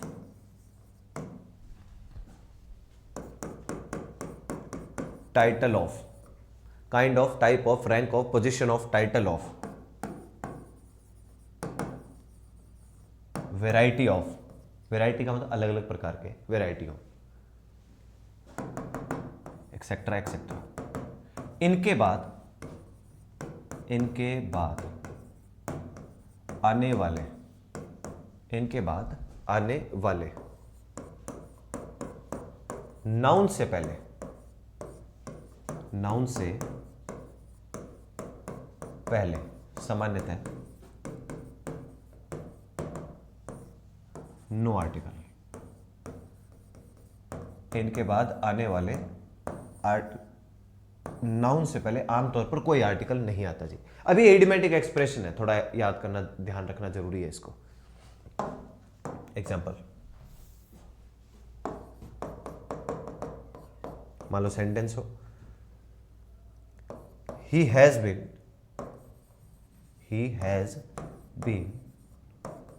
promoted to the rank of, he has been promoted to the rank of blank SP। ये पेपर में आ जाए प्रश्न कल को। he has been promoted, promoted का मतलब पदोन्नति, he has been promoted, उसका प्रमोशन कर दिया गया है, उसकी पदोन्नति कर दी गई है, टू द रैंक ऑफ, किस रैंक पर, ब्लैंक रिक्त स्थान दिया हुआ है SP। ऑप्शन चारों है अपने पास, a and the zero article. RSCIT जरूरी है क्या? पढ़ लो भाई, मेरे हिसाब से तो जरूरी होगा, बाकी एक बार आप सिलेबस पढ़ लेना, मैंने अभी देखा नहीं। तो क्या फॉर्मेट बन जाएगा भाई? तो he has been promoted to the rank of blank SP, क्या पैटर्न बनेगा? सर इतने सारे रूल्स हैं, सब दिमाग में मिक्स हो गए, कुछ गाइड कर दो, इतने कैसे याद रखें? मुझे बिल्कुल, मैं मानता हूं इस बात को, बिल्कुल सही पॉइंट है आपका। निश्चिंत रहिए, बेफिक्र रहिए, प्रैक्टिस करोगे ना, धीरे धीरे निकल के सामने आते रहेंगे। जीके भी तो कितना सारा आप याद करते हो, जीके भी तो याद हो जाता है ना, कितने तथ्य याद करते हो आप, वो भी तो सामने आते ही है। जब जरूरत पड़ती है उनका वैसे उसी तरीके से प्रयोग करा ही जाता है, वैसे इनका भी आ जाएगा दिमाग में। निश्चिंत रहिए, थोड़ा भरोसा तो रखो आप, जब प्रश्न करेंगे तो आएगी चीज सामने। तो he has been promoted to the rank of blank SP। हर प्रकार का बच्चा पेपर देने जाएगा, एक तो देगा कि SP स्पेशल पद है भाई साहब, स्पेशल डेजिग्नेशन है, वो तो इसके साथ लगाएगा द आर्टिकल। एक बच्चा सोचेगा कि नहीं नहीं नहीं, SP को स्पेशल डेजिग्नेशन नहीं है, वो क्या करेगा, SP साहब को हिंदी में लिखेगा, जैसे कईयों ने उत्तर दिया भी एन, वो SP को हिंदी में लिखेगा और पहला लेटर आएगा AAD वाला, इस हिसाब से वो आर्टिकल कौन सा लगाएगा, एन। और हमने अभी अभी क्या कार्रवाई लिखी है, kind of, type of, rank of, position of, title of, variety of, a large number of, large numbers of, ऐसे कई फॉर्मेट रहते हैं, ये कुछ खास खास है।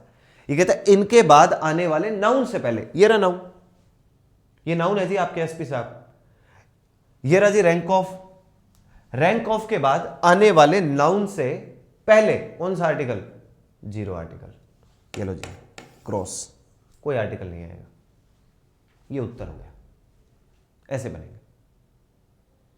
ओके, फिलहाल तो लिखा हुआ इसलिए आसान है, पर दो चार ये याद रखे जा सकते हैं। He has been promoted to the rank of SP, कोई आर्टिकल नहीं आना, ये लिखो आप। ये तो हर प्रकार का स्टूडेंट होगा, करेगा कार्रवाई, हमें थोड़ा ध्यान रखना है इसका।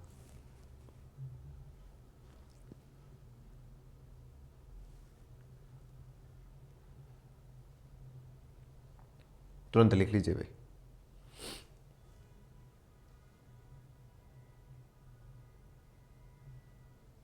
एक और लिखता हूं वाक्य,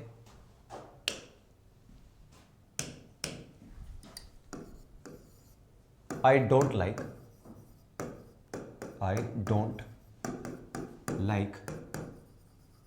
this kind of blank man. I don't like this kind of blank man लिखा हुआ है जी, कौन सा आर्टिकल, ये आ गया जी काइंड ऑफ। काइंड ऑफ के बाद आने वाले नाउन से पहले जीरो आर्टिकल, कोई आर्टिकल नहीं लगेगा जी, ये फॉर्मेट बन जाएगा। आई डोंट लाइक, मैं पसंद नहीं करता, दिस काइंड ऑफ, फिर ब्लैंक लिखा हुआ है, मैन लिखा हुआ है, मैन नाउन है, इसके पहले किसी आर्टिकल का प्रयोग आप मत करिए। दो चार है, एक बार में तो याद नहीं, थोड़े थोड़े ग्रेजुअली, धीरे धीरे, सुने सुने आपके याद हो जाएंगे। ये पैटर्न अपने को ध्यान रख लेना है। तो एक तो था अपने पास ये पैटर्न, अब एक और पैटर्न के बारे में बात करते हैं जी, खास है। और क्या पैटर्न हो सकते हैं जिनके ऊपर आपको जानकारी होनी चाहिए, जैसे by post, by chance, by mistake,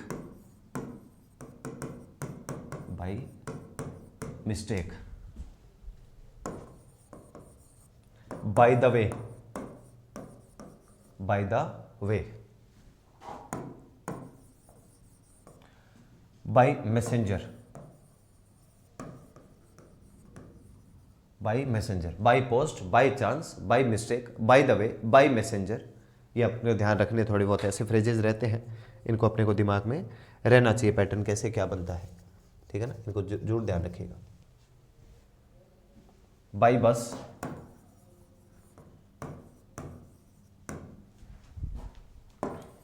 by car, car आ जाए, जीप आ जाए, कुछ भी आ जाए भाई, एक्सेट्रा एक्सेट्रा। ये क्या है, ये क्या लिख दिया हमने, ये क्या पैटर्न लिखा आपने, ये सारे इडियोमैटिक एक्सप्रेशन है। आप सभी से निवेदन एक बार देखिएगा भाई, by post, by chance, by mistake, तो इनमें दो तो आपने जरूर सुने होंगे यार, बाई चांस है ना, फिर वहां पे मैं पहुंच गया, बाई चांस मुझसे ऐसा हो गया, बाई चांस वहां पर वो पहुंच गया, बाई मिस्टेक यार मैंने तो ये काम कर दिया, बाई मिस्टेक मेरे को ए में काला गोला करना था, बी में हो गया, बाई मिस्टेक यार मैं वहां पे पहुंच नहीं पाया, बाई मिस्टेक मैंने फॉर्म में ये गलती कर दी, बाई मिस्टेक मैंने डेट ऑफ बर्थ गलत लिख दी, बाई मिस्टेक। बीच में कोई आर्टिकल लगा रहे हो, नहीं लगा रहे यार। बाय द वे मेरे एक बात समझ में नहीं आ रही कि यार हम पढ़ाई कहां से शुरू करें, बाय द वे कौन सा आर्टिकल लगा रहे हो बीच में, द, बाय द वे।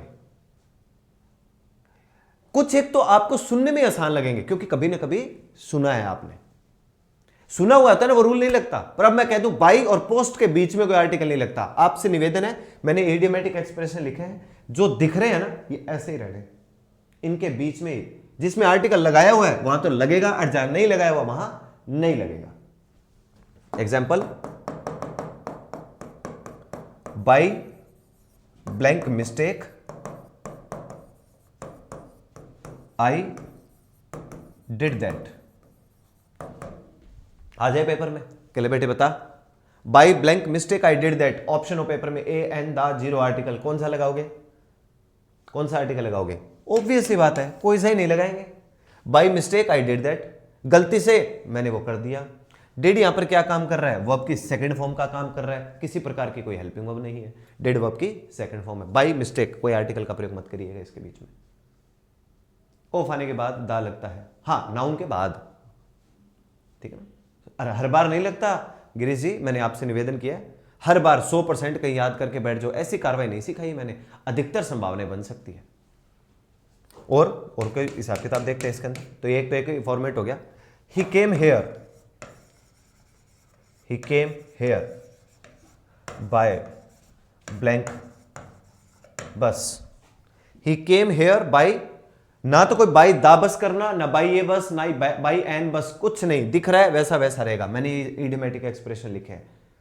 हाँ अच्छा, इनके नहीं नहीं आप यूं याद कर लो दिनेश जी, जो दिख रहा है आपको ना, इनके बाद नहीं, इनके बीच में। मैंने कहा बाद में बात करिए, बाई और मिस्टेक इसके बीच में कोई आर्टिकल नहीं लगाया।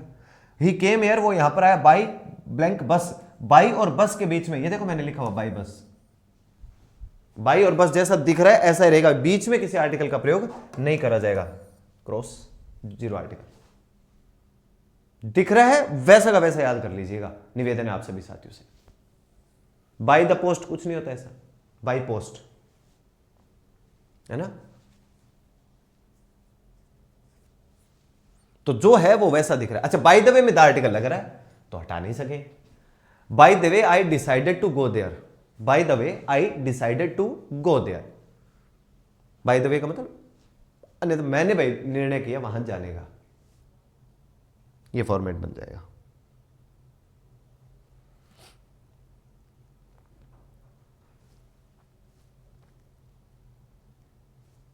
और लिखता हूं जी, ये आपने लिख लिए होंगे, और लिखता हूं ऐसे, मेरे पास और इडियोमैटिक एक्सप्रेशंस हैं, इनके बारे में भी आपके पास जानकारी होनी चाहिए, खास खास है, हर कोई तो लिखवा ही नहीं रहा आपको, खास खास जो आपको याद रहनी चाहिए। जैसे इन टाइम, इन टाइम होता है जी, ऐसे ही ऑन टाइम भी होता है, इन टाइम होता है, ऑन टाइम भी होता है। इन टाइम का मतलब समय रहते, ऑन टाइम का मतलब समय पर, ये होगा भाई। Bye the way who is that person is looking like, दा लगा दो, ठीक है ना। सर इनके साथ में इनका हिंदी लिख नहीं पाऊंगा, बोलूंगा जरूर, है ना, सबका लिखना संभव नहीं है, आर्टिकल पढ़ रहे हैं, ठीक है ना, लेकिन बताऊंगा जरूर आपको, ये थोड़ा आप सीखते चले जाएंगे साथ साथ में। 2-4 और लिख लीजिए, फिर क्लास को ऑफ कर देंगे, कोई बात नहीं, आप बहुत जल्दी थक जाते हो भाई, है ना, अभी तो आज 10-15 मिनट हमने वैसे ही क्लास शुरू करी थी। इन time, on time, in confusion, in confusion, in DEBT डेप्ट, डेप्ट का मतलब क्या होता है? कर्ज। इन डेप्ट, कर्ज में। कंफ्यूजन का मतलब संशय, कंफ्यूजन में संशय। In depth, in conclusion, in conclusion, conclusion क्या होता है? निष्कर्ष।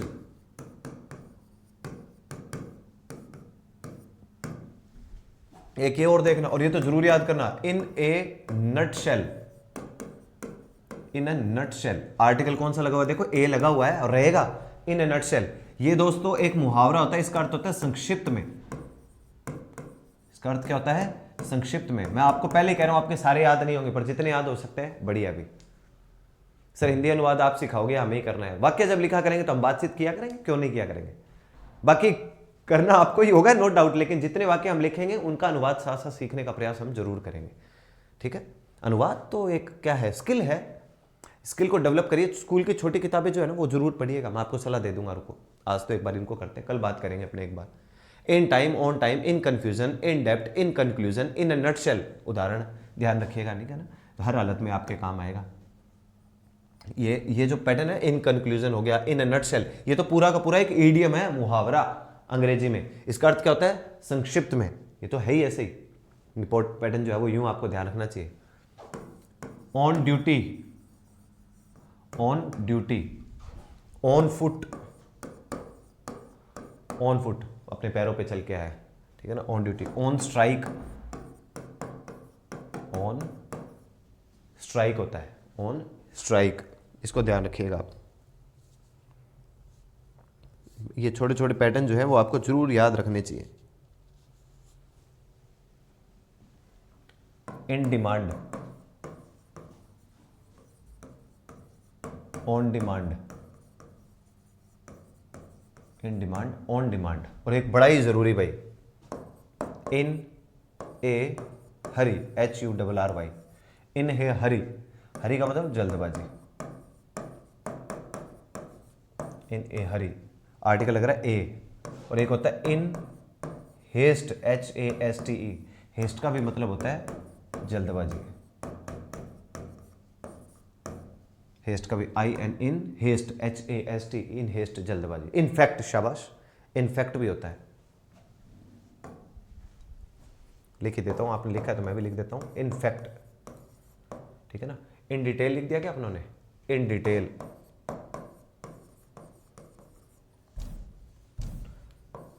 सारे नहीं लिख रहा हूं, बेफिक्र। आप सोच रहे होंगे जरूर लिखते वक्त, यार ये कैसे याद होंगे, कितने के याद होंगे? जितने याद कर सकते हो बेहतर है ना? जितने याद कर सकते हो। इन डिटेल, एक्सेट्रा एक्सेट्रा, कुछ वाक्यों में देखेंगे। ये सारे इडियोमेटिक एक्सप्रेशंस हैं।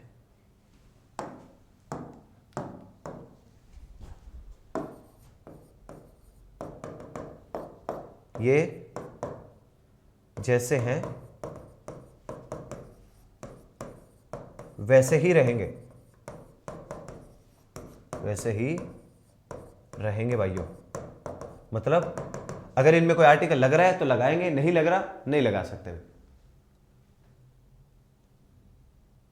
सर आप 8 से 10:30 कक्षा ले सकते हैं, परंतु राजनीति वाले गुरुजी 11 बजे लेते हैं, खाना खाने का समय नहीं रहता हमारे पास। मानता हूँ ये बात आपकी, पर दोस्त मेरी 8 बजे है ना, क्लास और भी होती है, तो उसको एडजस्ट करना भी थोड़ा सा टफ हो जाता है ना? वो ऑफलाइन रहती है। आप तो कम से कम, मैं आपकी सेवा में ऑनलाइन तो हाजिर हूँ, वो ऑफलाइन रहते हैं। ऑफलाइन वाले बच्चे घर से भी आते हैं, है ना? फिर उनका टाइम टेबल ऊपर नीचे है। अब सर्दियों का समय है ना, तो थोड़ा संभव कम हो पाता है। ऐसे बैठता है मामला।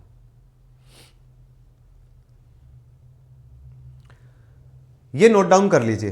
कल की क्लास जो अपनी रहेगी, 2 मुख्य काम अपने को करने हैं। अभी आज ही बता देता हूं, 2 मुख्य काम करने कल। पहला, सिलेबस के बारे में बातचीत करेंगे, पूरा गो थ्रू करेंगे, एक एक चीज के बारे में बातचीत करेंगे। और दूसरा, ये सिलेबस में है टॉपिक आर्टिकल्स। दूसरा, प्रश्न करेंगे। कल जो है वो अपने क्या करने वाले हैं? प्रश्न।